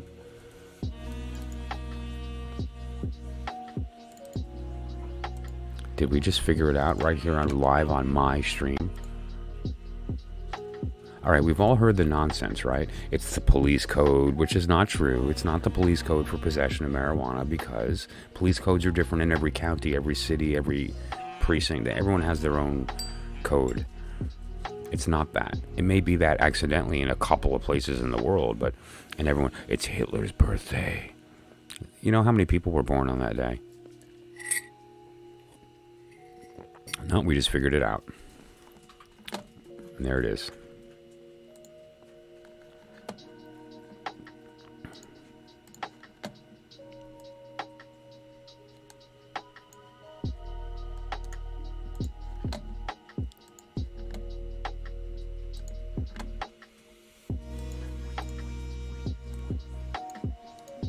Let me get this in here. Let me get this on screen.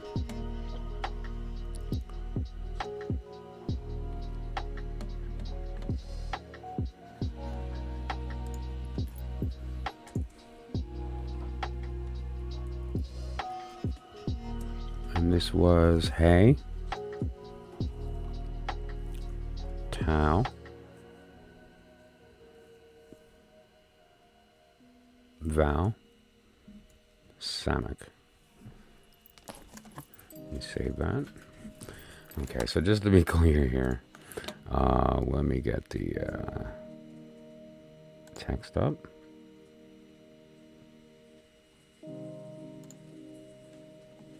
Get rid of the 9 chambers. Pop up the calculator. Come on, people. How cool is that? The word that we're talking about here, which is the permutation of the term of the period of time, means 420. So we go and look up the numerical value, the gematria for the term, and we get the word smoking. Smoke, vapor, breath, to smoke. A cleansing. Love that. the use of parables, proverbs, and poets. I mean, certainly people who smoke or have a penchant for profundity,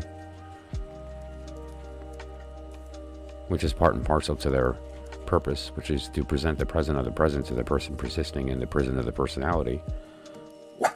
Exactly.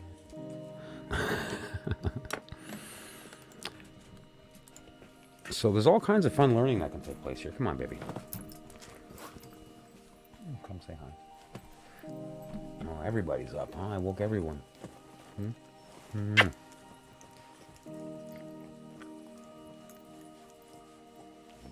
need to go to sleep. It's late. You have school tomorrow.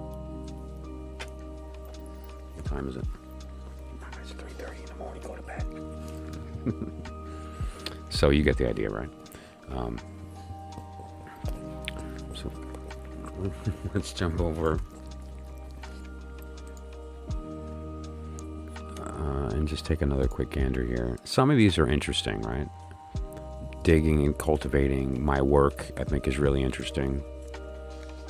What'll happen if I zoom in on this window? I'm gonna test something here for the stream. Is that a little more clear? Did that show up here? It did zoom. Okay, good.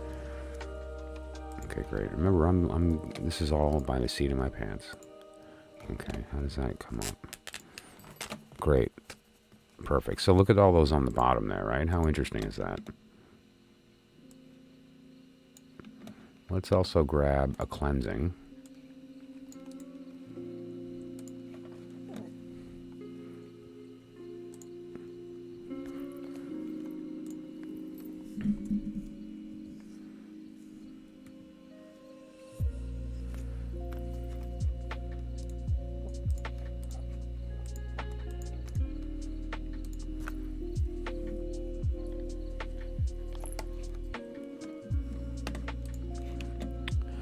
Let's grab one more just for something interesting here.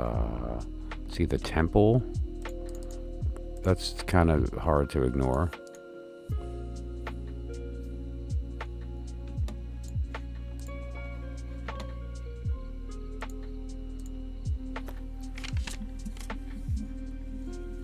Right, okay. So neat.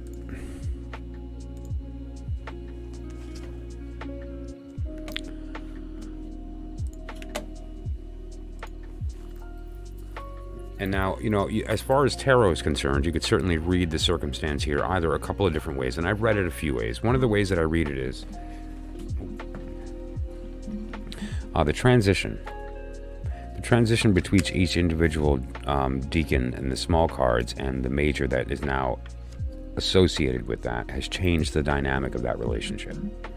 So we're not just talking about here the idea of Jupiter in Capricorn. We're talking about Jupiter in Capricorn under the influence of its higher self, essentially, which is the major that is now part of it due to the permutation. And it's the same thing here with the 3, and you would apply the 3 and the knowledge with respect to this new card, right, and so on. Same thing with the 4. And so now this idea gives you this higher and lower message, right? It's being spoken from both sides, from the higher and the lower, and there's some value in that, right? And that's the gist of the technique. That's the and the goal here is that we've now created this sigil that can be utilized, and so that's the point.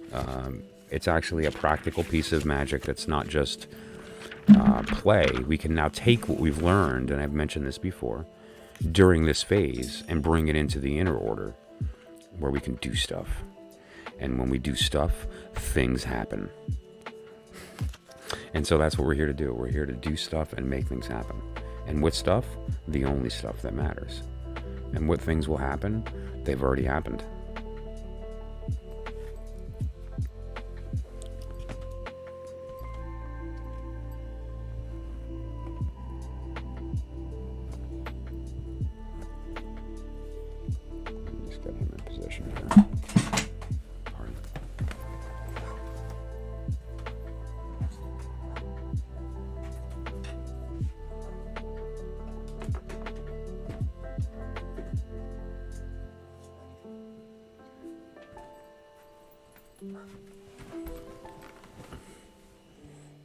Sorry about that.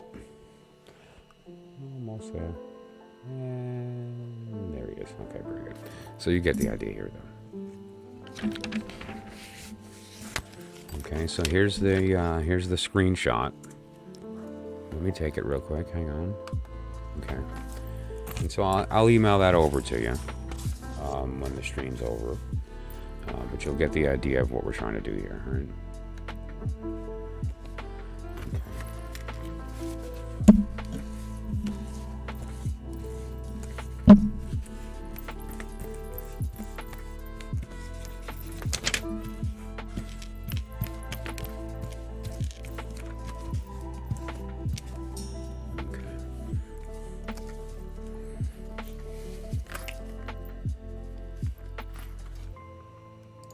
And what was the purpose of that? Well, the purpose of that was to illustrate the fact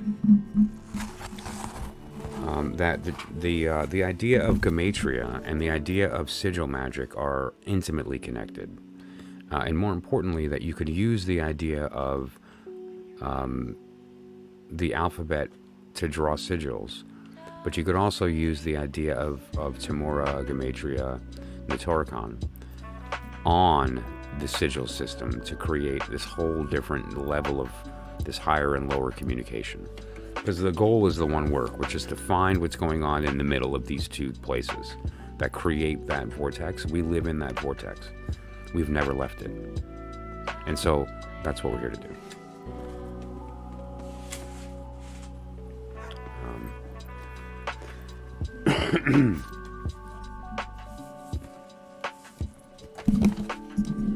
Okay. Let's just make some space. Okay. Just stepped on a spider. Shall I grind it into a potion? Could drink it, though. Of course I won't. Perhaps I would just vacuum its gooey carcass. No, if you're going to use dead things for magic, you need to consume it as soon after death as possible. So that you don't grind, just put it in your mouth is the point. Preferably if it's still moving. And then go into the bathroom and laugh at yourself. Look in the mirror and laugh. Imagine a museum having an exhibit of sigils. People would melt down like they melted Samuel. We live in a museum, and every single particle we look at is a sigil of our own voice speaking to us. Spare was reading truth. Spar. He was reading truth. He took the work very seriously, actually. You know, Spar looked at this as tarot was profane and was a bastardization of the truth, right? He also looked at a lot of Crowley's approach to the magical process as detrimental to finding that truth, and that it was holding people back from coming to conversation. And he believed very, very adamantly that the right brain is such an important part of that process that you can't achieve enlightenment as a mental activity. You can't. It's not a mental activity. In fact, mental activity is the opposite. It's the thing we're attempting to observe.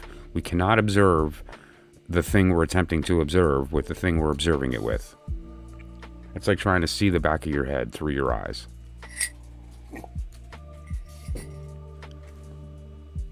So that said, Spar had the idea that, we have to recognize here what the work is and the goal. And if that's the case, then all of our work should be toward that singular goal. And anything else is profane. I call it playing with toys, because I think, my personal opinion is that working is necessary. Because during the playtime, we now can develop the sigil, that now that we have a sigil and a word, we can take that knowledge of the sigil and word and we can create an incantation in order to do some invocation, evocation, to do some, identity kind of scrying. You don't scry the tree with your body.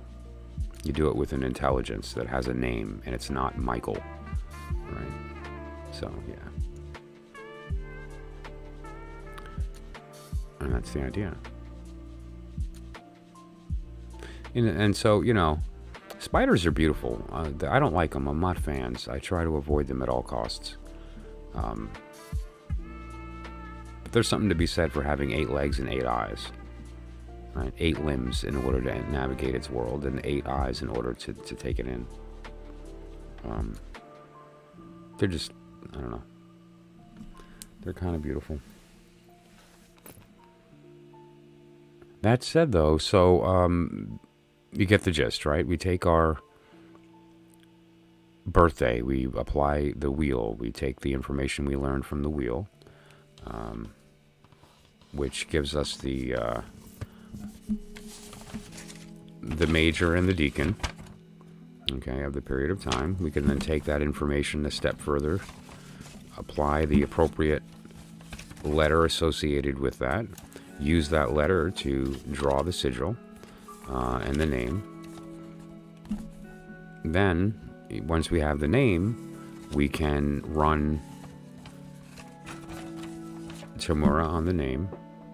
Once we run Tamura on the name, we have a second sigil, or a second name, which can add to that intelligence. And so, the idea here is to increase the entropy of this object. And as the entropy increases, as it gets more complex, it becomes more intelligent, it becomes more capable, it has more skills.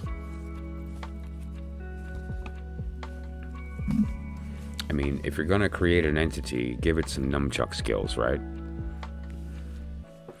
And so you have the ability to do that, actually, through once the sigil is done and you're going through the creation of the actual talisman or the amulet, you could easily apply that. And I say that in jest, but the reality is that that's kind of what we're doing.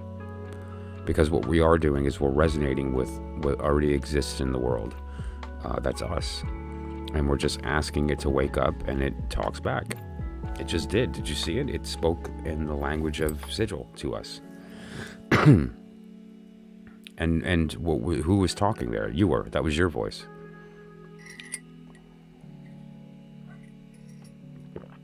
So.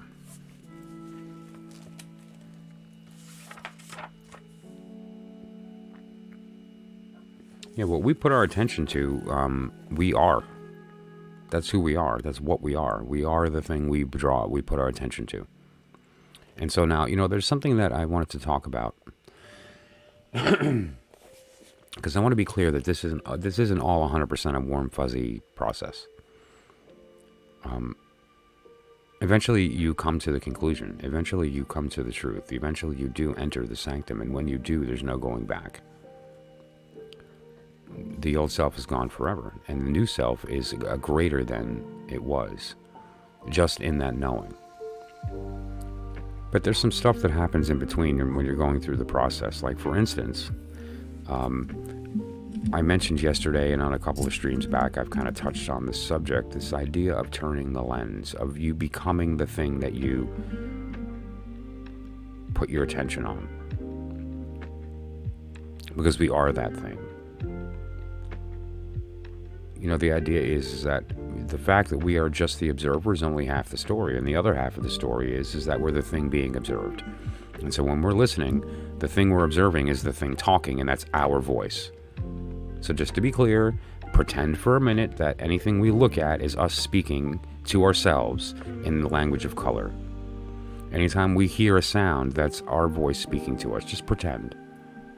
And so that said, if we hear that voice, and we recognize that it's us, and we identify with it, we become it, because we are it. We're not becoming it, that's a misnomer, because we're already it, there's nothing to become. But we recognize the being. We recognize that we're being that sound. And when we do, we embody it, okay? And so there's truth in this. This is not some new age woo.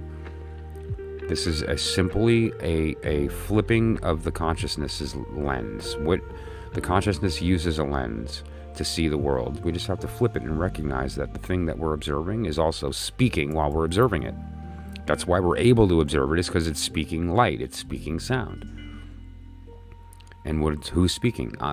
You are. That's your voice. You're the observer and the speaker, so it's only half the story if we just get stuck in the observation. Don't forget you're the one talking also. And when you look at the thing talking, and you recognize that that's you, you become it. And so it's fun to become things, but here's where it got scary. I went through this experience, and so I started to become things. I became a painting that I did, and it was kind of neat to get into that little world. It has a very specific kind of tone to the art, and it's kind of a scary place, but it felt good to be there. I don't know. There's something special about it.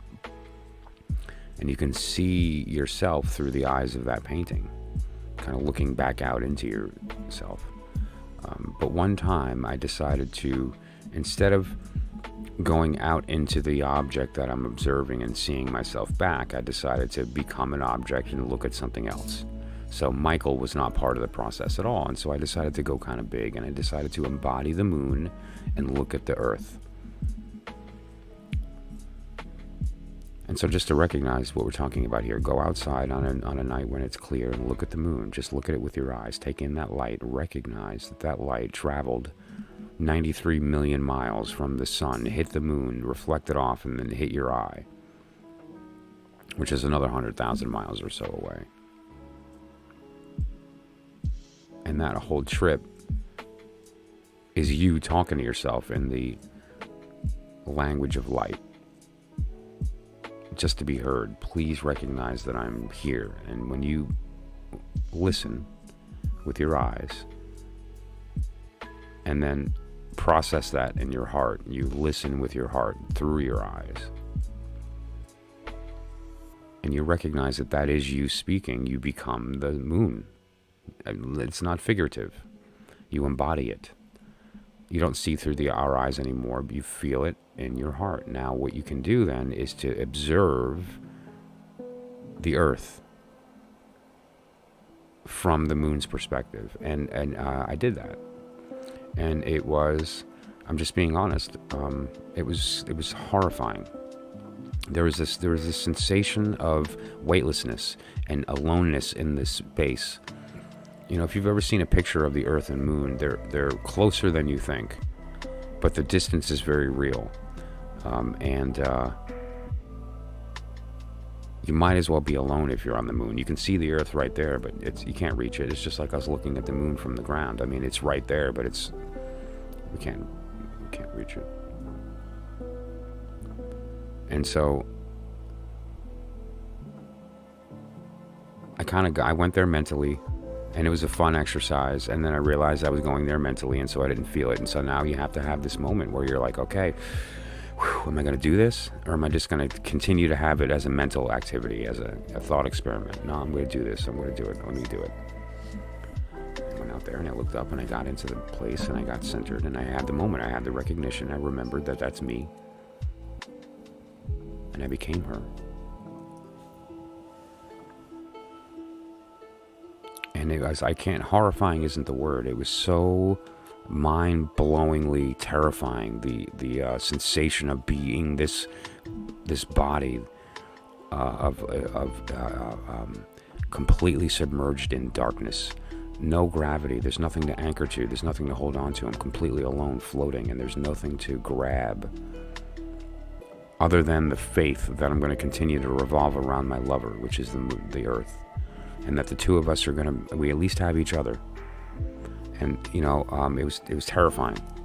And when I came out of it, it was like, still scary for a minute. Like, we're recognizing the fact that I'm just on this ball tumbling in space. And when I saw it from the perspective of the moon, it became real. And so be careful when you embody things. Because, you know, it's easy for the moon to look at us and be comfortable in itself. But it's not easy for us to become the moon and be comfortable in that power. I was not prepared for that. And I learned my lesson, right? And that's very important when you're talking about entities. The bottom line is when you bring an entity into form, what you're actually doing is waking up a part of yourself. And so the idea of the circle and the idea of protection and the idea of these things is fine, but the fact that you're actually invoking a name, or even going as far as to bring something into reality, means that you are inviting it into your form, into your reality, which means into yourself. And that's not what's actually happening, because it's already there. All you're doing is waking that up. And so careful when you embody entities. So yeah, I just wanted to tell you the story, the moon story, because first of all, there's two things to realize about that story. The first thing is that careful what you embody, because who you're being and what you're looking at are not what you think. The earth is not what you think when you look at it through the eyes of the moon. And so that's the first thing. The second thing is that you can embody things, and it works, and it's real. And so start small. You know what my favorite thing to embody is? You. I do it all the time.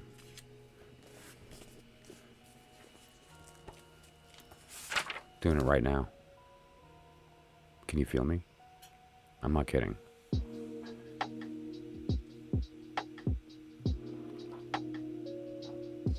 It's cool because it starts here and then it shoots up. It's like a heat. The body reacts, right? This is a powerful thing that's happening.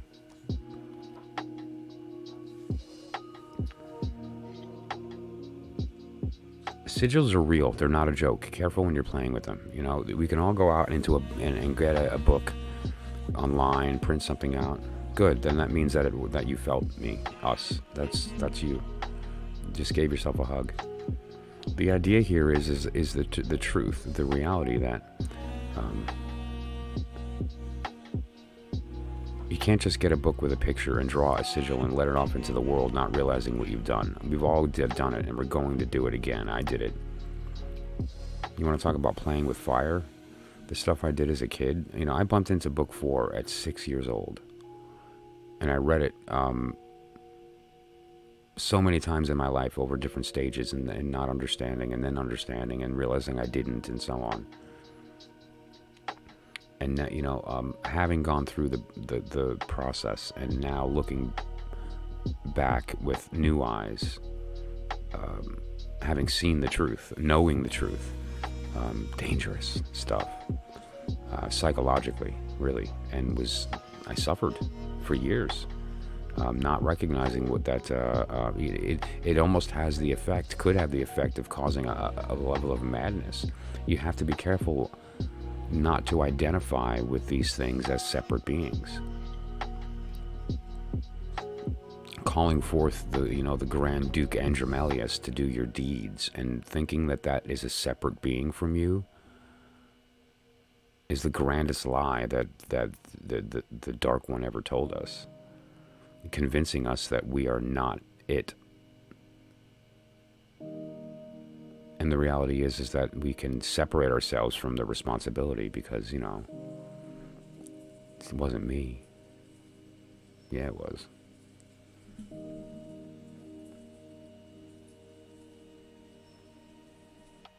So careful when you're dealing with entities. And recognize that everything that is a physically sensory phenomena is an entity. The thing that makes it an entity is simply our attention upon it. We put our attention on a thing, and it becomes real. And the intelligences built into it would give it personality, would give it qualities, right? So let's find something to embody together, everybody. By the way, you feel good. And I hope you don't mind that we did that. But so, let's find something to embody together. Actually, I have a great idea. I have a story that I'm going to tell first. Somebody that I was very close to was active in their church. And she was, they had done some gathering or something, and there was a big mess in the kitchen, and everybody left and nobody helped clean up, and she was kind of there alone looking at this big pile of stuff in the kitchen. And she thought to herself, you know what? I do so much all the time. And I'm always the one left doing all this nonsense. I'm out of here. And she said, I'm leaving. And let the next person who comes into this kitchen see this pile of dishes and this dirty pans that are baked on junk on the stove and whatever the case. Let them clean it, and maybe they'll realize.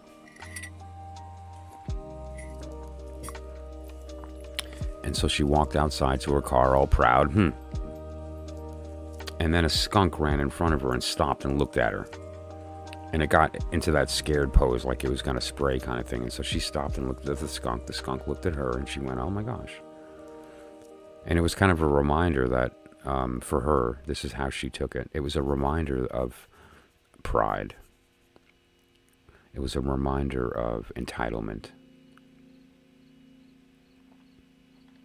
You clean the kitchen because nobody else is willing to. And it's not about being recognized for, cleaning the kitchen. It's not about doing the right thing. It's about doing what you're drawn to do and not getting in the way of that, and it's essentially doing God's work, right? In which God, the true will, not the one that's drawn to the body or the entitlement or the lazy part of us or the it's their job, not mine part of us. And so she turned around and she cleaned that kitchen spotless. And she went back out, and there was the skunk. It was still around, and it didn't threaten her. It didn't jump up and come toward her. It just kind of was there. And so that's an interesting story. And she, as a reminder, had a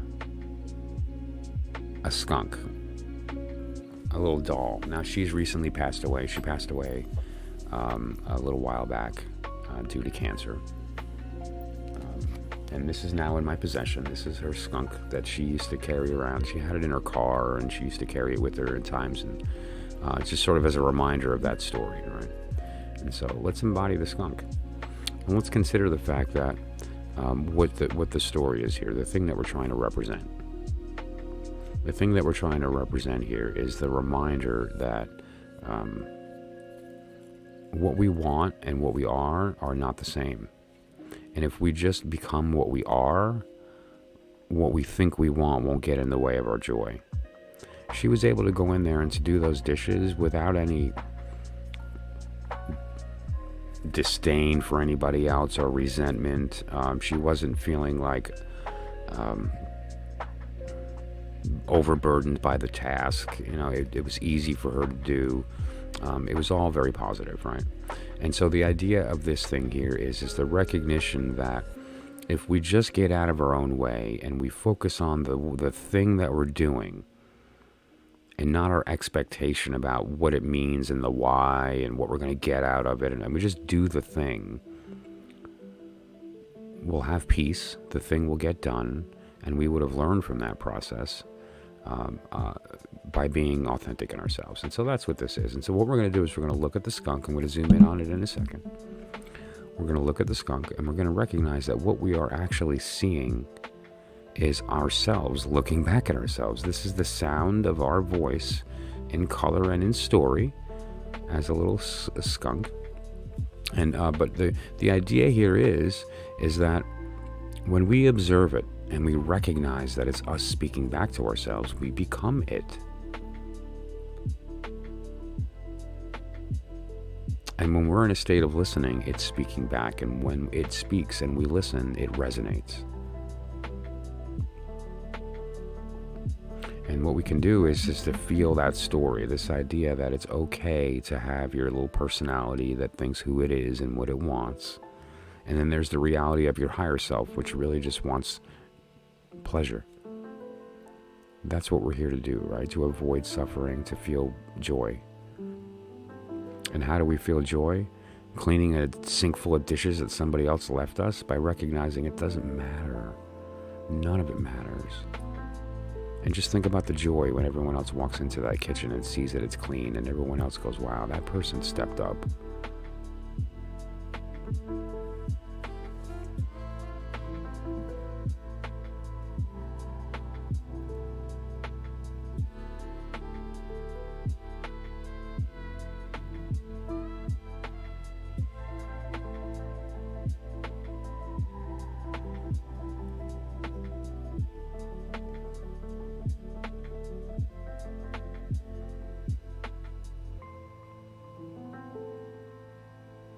The idea here is to just recognize that what you're looking at is you.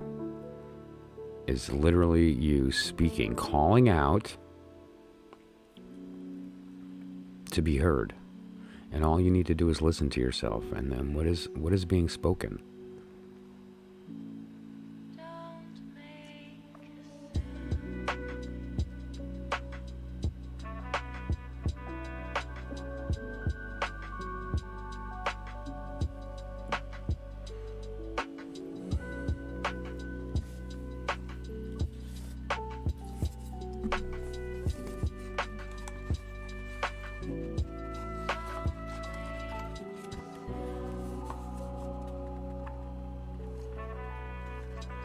Do not be concerned with the fruit of your action.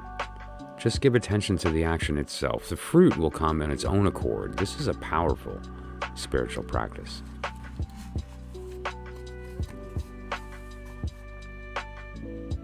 Die to the past every moment. You don't need it. Only refer to it when it's absolutely relevant to the present. Feel the power of this moment and its fullness of being. Feel your presence. Are you worried? Do you have many what-if thoughts? Are you identified with your mind, which is projecting itself into an imaginary future situation and creating fear?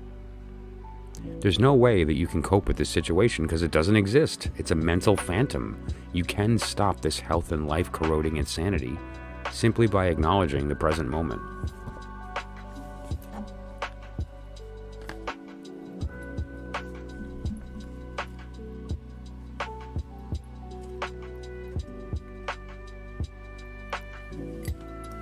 So,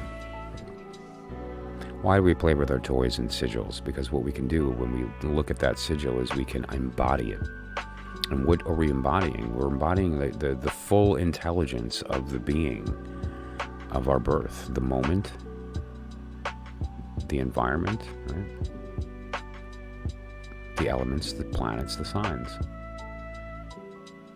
The building blocks for the holographic creation of the higher world into the lower. It's what we are.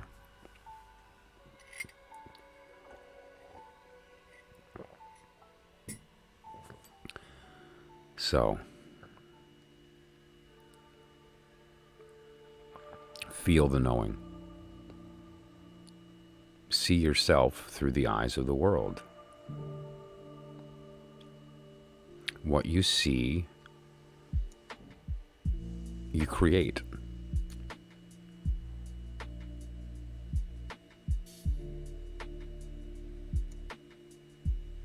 There's a beautiful knowledge there. There's a knowing. You know, there's this idea I talked about yesterday as far as the what if.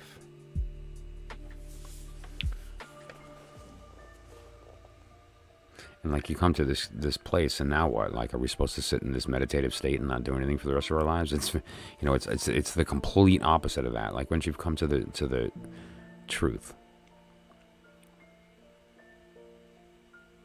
you get to look at all these experiences from now on from a totally different place, and it's you are able to truly experience it for the first time, without any reservation, without any fear, without any expectation. Expectation is the mother of disappointment. Expectation is the child of entitlement, of identity. Identity's a lie and we know it. Don't pretend that you're not pretending every moment of your life.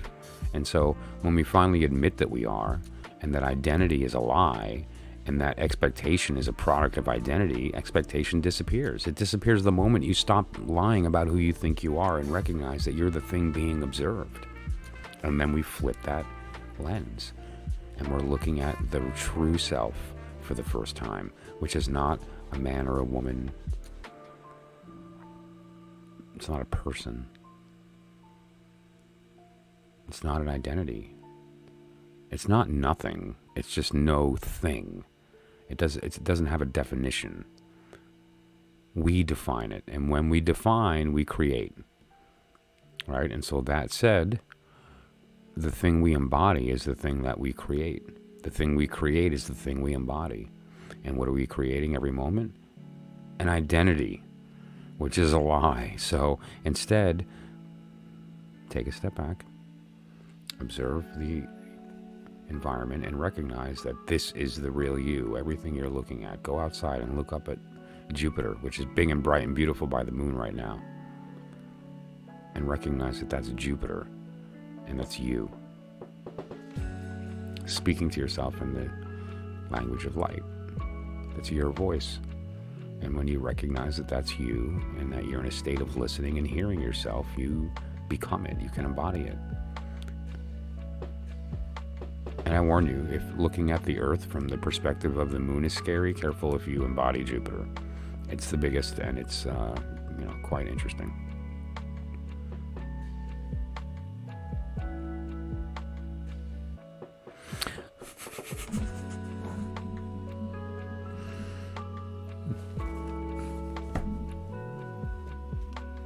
Let's make sure it's made in China.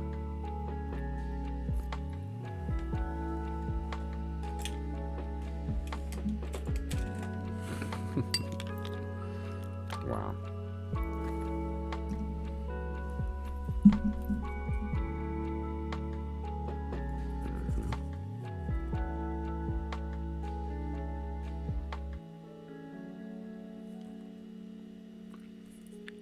How did you know? Psychic. Mini skunk. Should we do the gematria on the UPC symbol? Give it a name?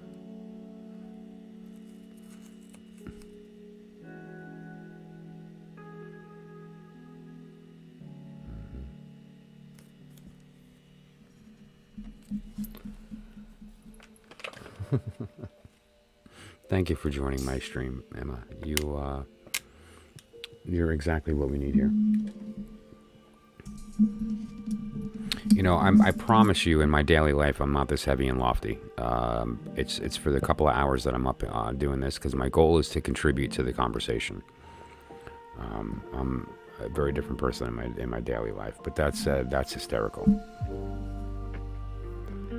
That's just hysterical. Funny stuff. So yeah, and you need that energy. You really need to approach this from a level of humor. Whenever it's possible. There's times when you have to take the work seriously, and I believe that wholeheartedly, and you need to show up when it's time to do that. But when it isn't, you need to give yourself permission to insult deity. All right, there's truth in that, because who's God, right? So consider.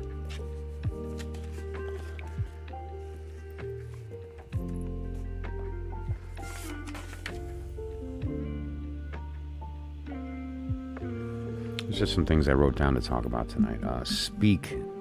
The sigils are real things. Speak them. Speak them. Don't just write down the symbol. When you look at that symbol, look at it and recognize that that's you talking to yourself. And so now speak it, meaning that embody it and speak it to yourself. See them. Don't just look at the shape and the angles, but see it. And also recognize, by flipping that lens, who's speaking and who's listening. And so seeing is an act of listening. Which means if you want to see it, you need to be in a state of listening. And so flip that lens. Meaning that this speaks and the symbol listens. And the way to do that is you create the symbol. We know what the word sounds like by the letters. And so while you're looking at it, speak the word, the symbol will listen. It's in a state of listening. And then it'll resonate, giving it energy. Okay, and it begins to vibrate. Now put yourself in a state of listening, and now listen to it speak the same word you just spoke auditorily back to you visually. And the conversation happens. And now you and that sigil are the same thing at the same moment. You're hearing and speaking at the same time, and it's born. And then be them, because they are you. You are it. Right? You can very easily embody anything you want by just recognizing that you are it already. And that can be something as simple as a concept. You can embody the concept of forgiveness, nostalgia, voluptuousness, You can embody the entity of the smell of cherry chapstick when kissing somebody's bottom lip. Not the taste, the smell. And you can embody that entire entity of just the smell of cherry chapstick. Think about that. And the power of that. And recognizing that, what you are is eliciting a response in the person that's smelling it, because you're the smell.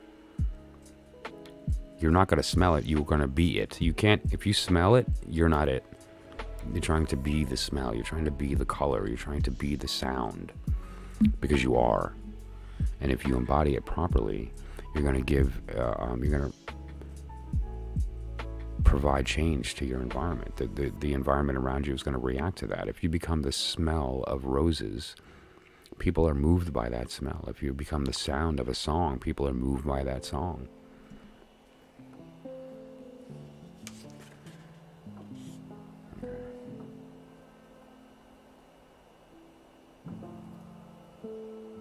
Create beauty. Every time you embody something, you give it form, and that form did not exist prior to that. It was just itself being itself. It was the verb. It was just being. But when you observe it and you give it recognition, you recognize it's you. It's no longer a verb, it becomes a noun, it becomes a being, a thing.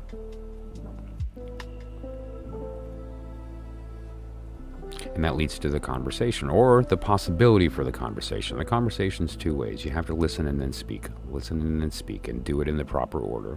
Don't talk over yourself. Right? So, that's the secret to all of this. That's the secret to everything Crowley tried to teach with magic, and it does work. This is the secret that has been held by the ancient order of sages, by the fourth dimensional reptilian beings that control the world. This is the secret to the this whole body of knowledge, is the idea of that conversation and the very simple mechanics of how that works, of talking and listening, bestowal and reception, and who you are while you're embodying determines how you are heard. And how you're heard determines what's created. Very simple. Why does tarot work? Because we're not telling the future. We're just seeing our story that we already know.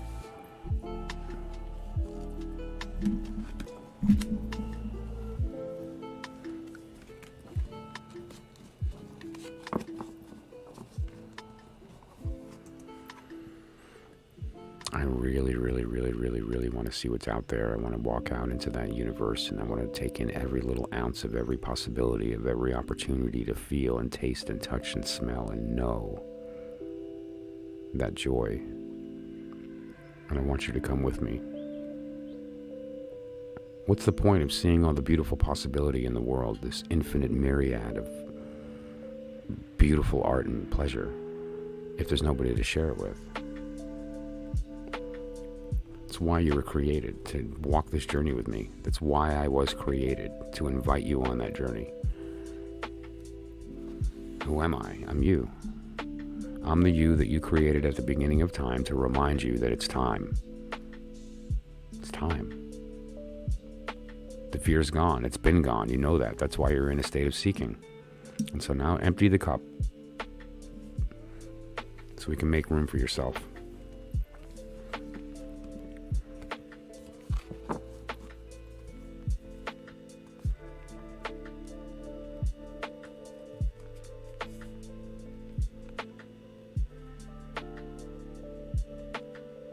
You get the idea. There's some beautiful color in this deck. I'm a big fan of this. The more and more I look at it, the more I realize that it does tell the story. And it passes the test.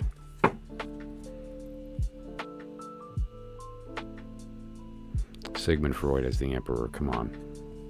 Any questions? That's just great.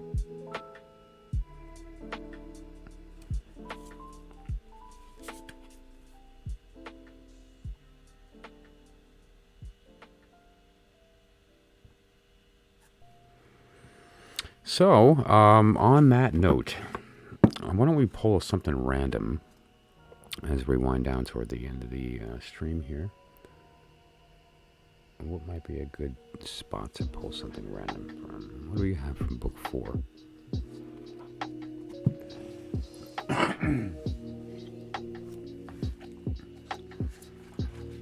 I had something marked, so let's just look at where that begins. Oh yeah, the magic circle.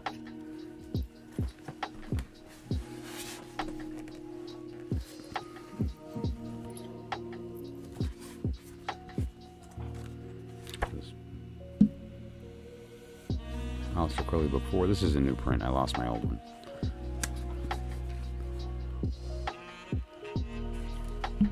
Chapter 2. The Circle. The circle announces the nature of the great work. Though the magician has been limited in his choice of room, he is more or less able to choose what part of the room he will work in. He will consider convenience and possibility. His circle should not be too small and cramp his movement. It should not be too large that he has long distances to traverse. Once the circle is made and consecrated, the magician must not leave it, or even lean outside, lest he be destroyed by the hostile forces that are without.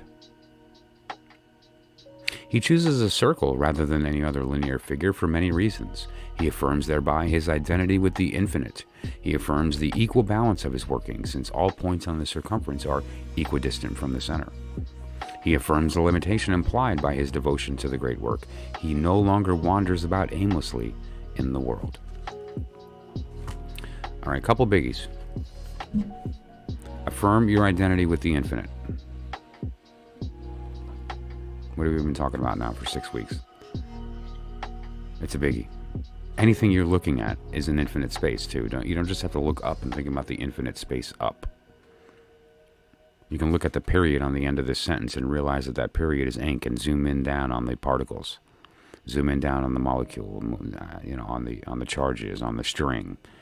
There's an infinitely small space falling into the infinity in the middle of that dot, as distant as the farthest star from the point you're looking at right now. We exist in the middle of the infinite bigness and smallness, and that infinite smallness, you could fall into that dot right now just as quickly as you can fall up into the black hole at the end of the universe. And we're just in the middle of that. So identity with the infinite. Of course, we're the thing in the middle that's a reflection of the upper and the lower counter-rotating. Affirm the equal balance of the working, since all points in the circumference are equidistant from the center. We are literally in the middle. We are literally the combination of the listener and the thing being heard at the same time, thinking that we're separate from both of those things, when it's really just the one.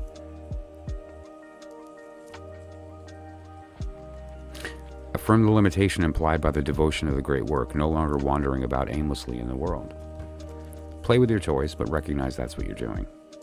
Because anything that is not toward the great work, the one truth, is meaningless.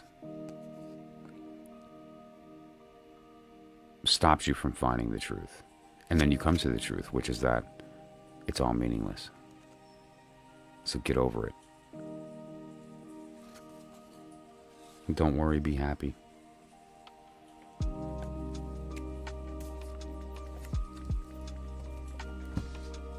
What's a headache? It's an adjective. It's a perspective.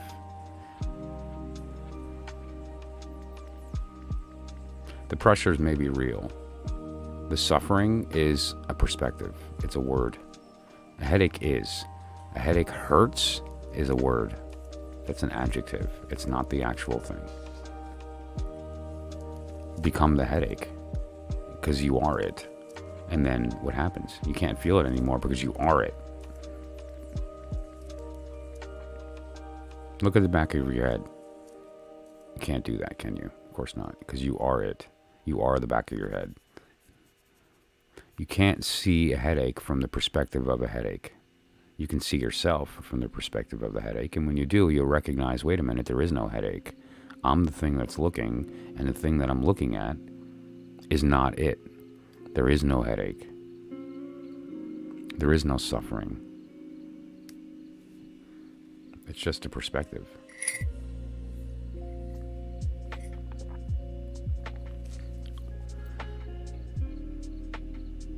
So yeah, that said, let me just see if they'll catch up here. Oh, Yenis, how's it going? Thank you for popping in. I haven't seen you in the chat here in a while, actually. And I appreciate you coming. Let's see here. It's a shame because it's kind of later, and I was actually about to, head out.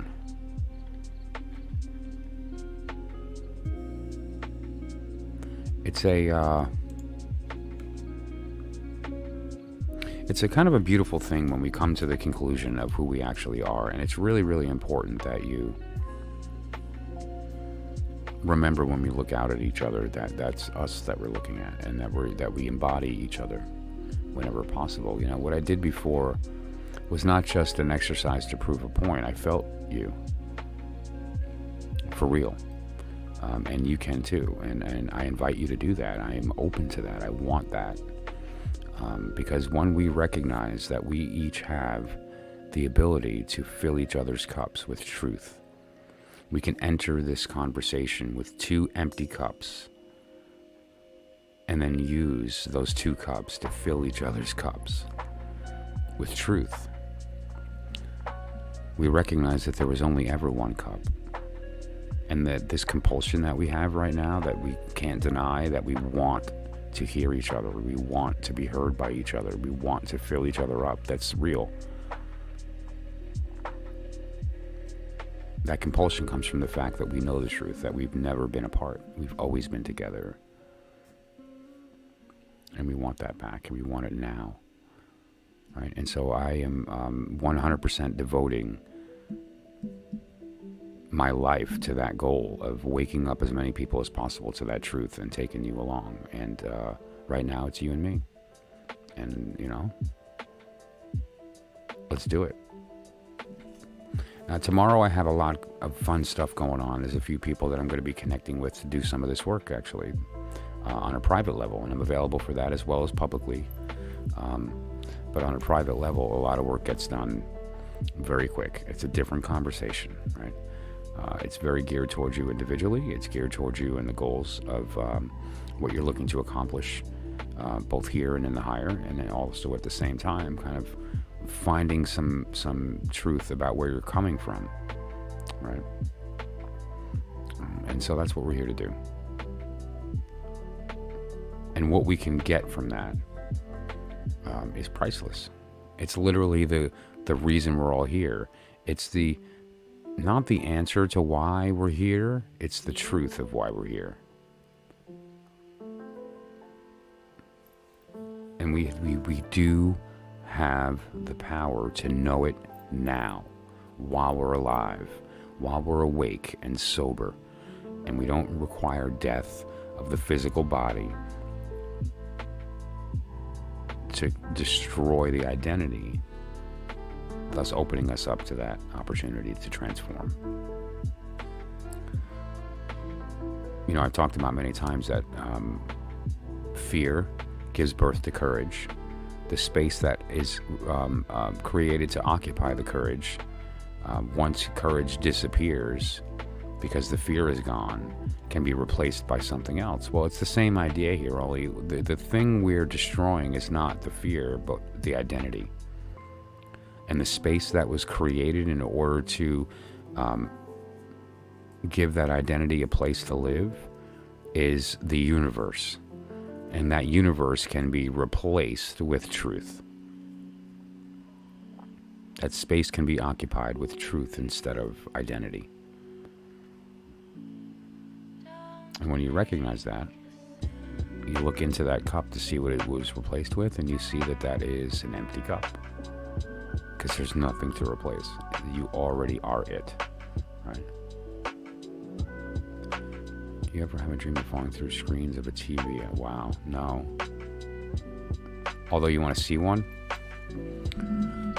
This is the Surrealist Tarot, and one of the cards in here, I think it's the Queen of Pentacle or the Queen of Sword, is a woman falling into herself in various pictures. And it's a beautiful representation of that idea. Queen of Sword.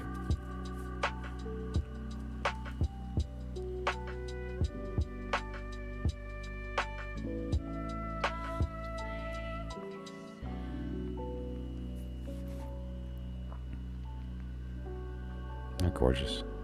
That's you looking at yourself.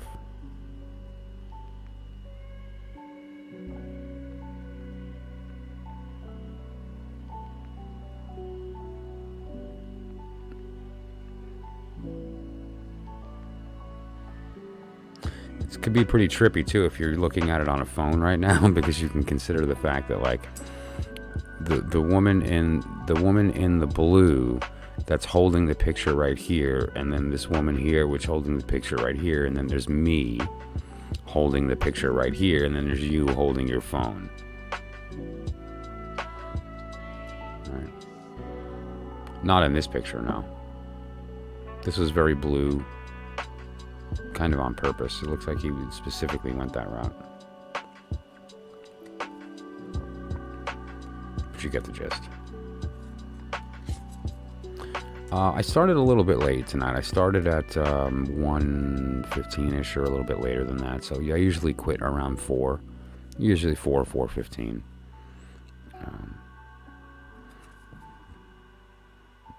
There's a lot of this kind of art in this deck, where it's sort of like these floating islands, which is kind of what we all are anyway, right?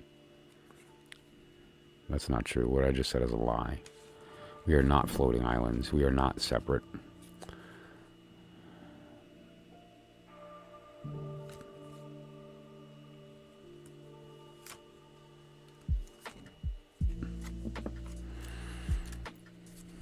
One, two, three, 4, 5, 6. Temperance.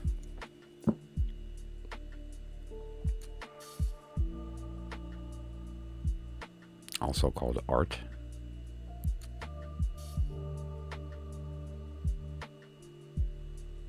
This is not the idea of doing without. This is the idea of applying the one truth and recognizing the why you're doing the thing, so that you don't miss a second of it, right? When we're going to enter a situation that requires us to have decisions, or how far we go with the experience, very often the how far we go is defined by personality, and it's defined by fear, it's defined by our past. But when we enter an opportunity or a circumstance for a connection, especially if that connection is with truth, and we enter that connection empty, without expectation, unassuaged of purpose, delivered from the lust of result, what we do is that we are open to every angle of that experience. And so what temperance is referring to is the idea of engaging our true self in that experience, so that we're not hung up and fear isn't part of the decision in the listening during the experience. There's the speaker and the hearer, the listener, right? And while we're in the act of reading, doing a sigil, speaking or listening, whatever the case may be, we need to be present in that, from the respect that we are we the speaker or the listener? And to let go of the things that hold us back in that experience, the fear of how we're going to be perceived, the fear of how we're going to look.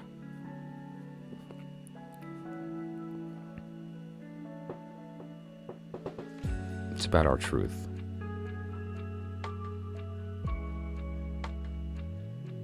And we can't fail if that's what we reflect, right? But so the idea of temperance is that idea that that balance can lead to what we're talking about here, that one truth. And that one truth is about keeping those two cups together. And so it's the combination of divine heart and profane heart that is unified as one cup. Kitten smitten. I love that. So, you get the gist. Yeah, very different. And it was designed to be different. I mean, it's called the Surrealist Tarot, and basically the artist, who is an amazing person, Giacometti, I think his name is, took a bunch of different different styles of artwork. Like here, this is an MC Escher take. If you look at that star wrapped in between these pillars.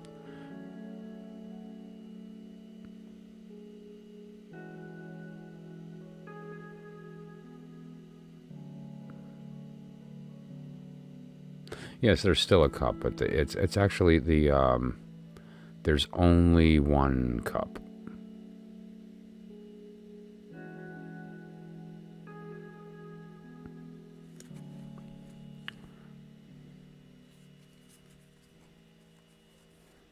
This is the other 6.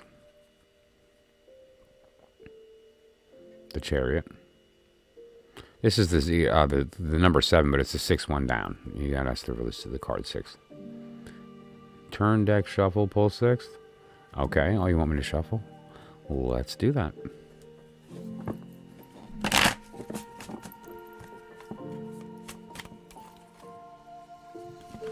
Sure, let's take a look here.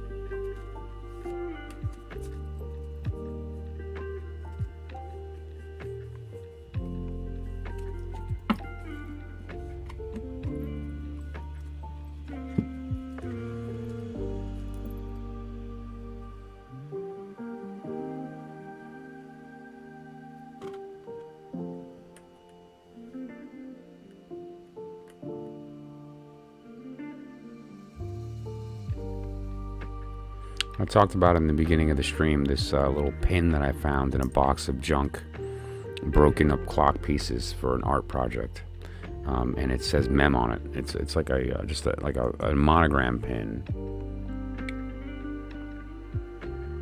that somebody had dropped in a box that I grabbed of a broken clock, and I just bumped into this again.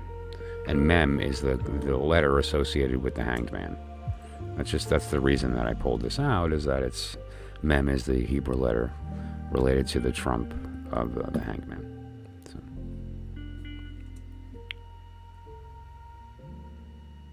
Okay. And it went into pretty heavy in depth related to the idea of Peter and the willful sacrifice. All right. Let's see what was next to it. 2 of Wand. And Justice.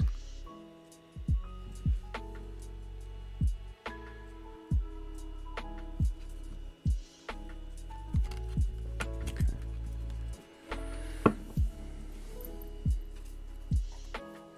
Alrighty, well, my brain's starting to go, which is good. Look at this card. Are you kidding me? Oh my gosh, this is like. This is the Hierophant.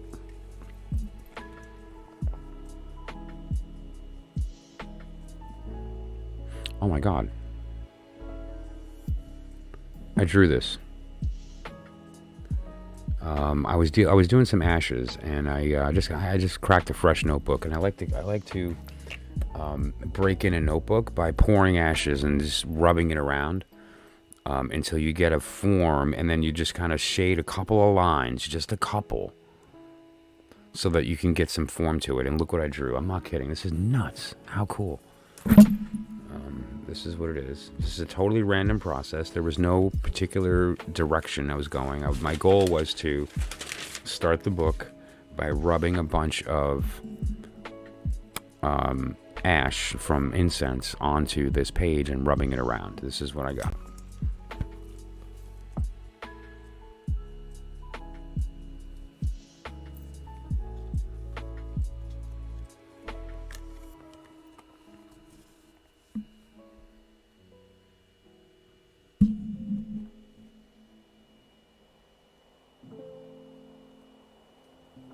I don't know what to say about that, other than Angel said it. Just wow. Very neat.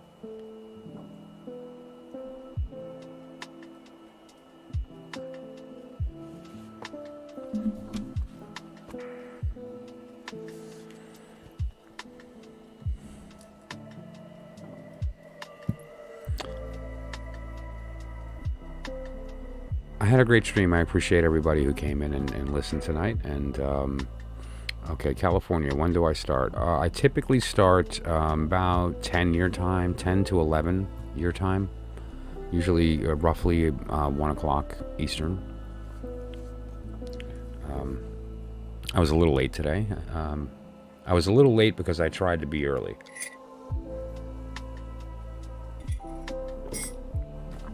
Man plans, God laughs. Right? Man cries, God gives. So.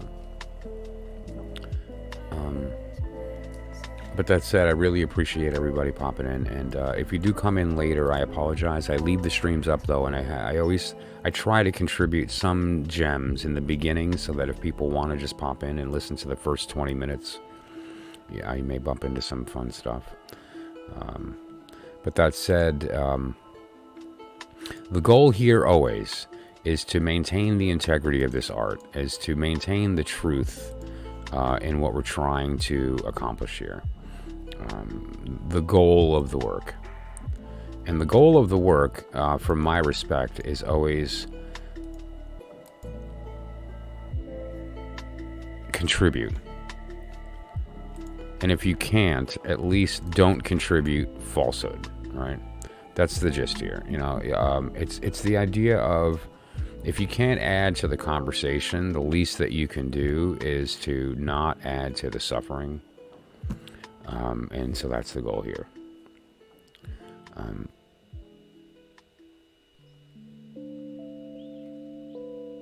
If we have the power to find that one truth, and we feel like we have the ability to communicate that, I believe that we have the obligation for the betterment of all of us.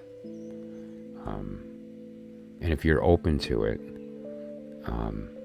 and you put yourself in a state of listening, I promise to speak the truth. And if you put yourself in a state of speaking, I promise to listen with an open heart. And if we both do that as our only goal, then there's no other possibility than truth. And we will succeed. So thank you so much for listening. Thank you for joining me. I really appreciate that. 11 p.m. Pacific, that would be fine. That'll be about 2 a.m., right? I'm 3 hours difference. Loanna, thank you. Angel, thank you. Missy, thank you. Yenis, thank you for coming into my stream. You made me smile when I saw your name. Lauren, if you're here, thank you. Shushu. Dude. Bro. Yes, if you happen to pop in, Emma, thank you for joining every night, and you are such a happy, joyful, welcome part of my stream. And I appreciate the wisdom of your folly. Okay? And please don't change. Otherwise, I'll see everybody soon. And if anybody does need a reading or anything, give me a call. I am available for privates tomorrow. I have a couple of things going on, so it will probably be Wednesday. Thank you so much to everyone. I love you all. I'll see you soon.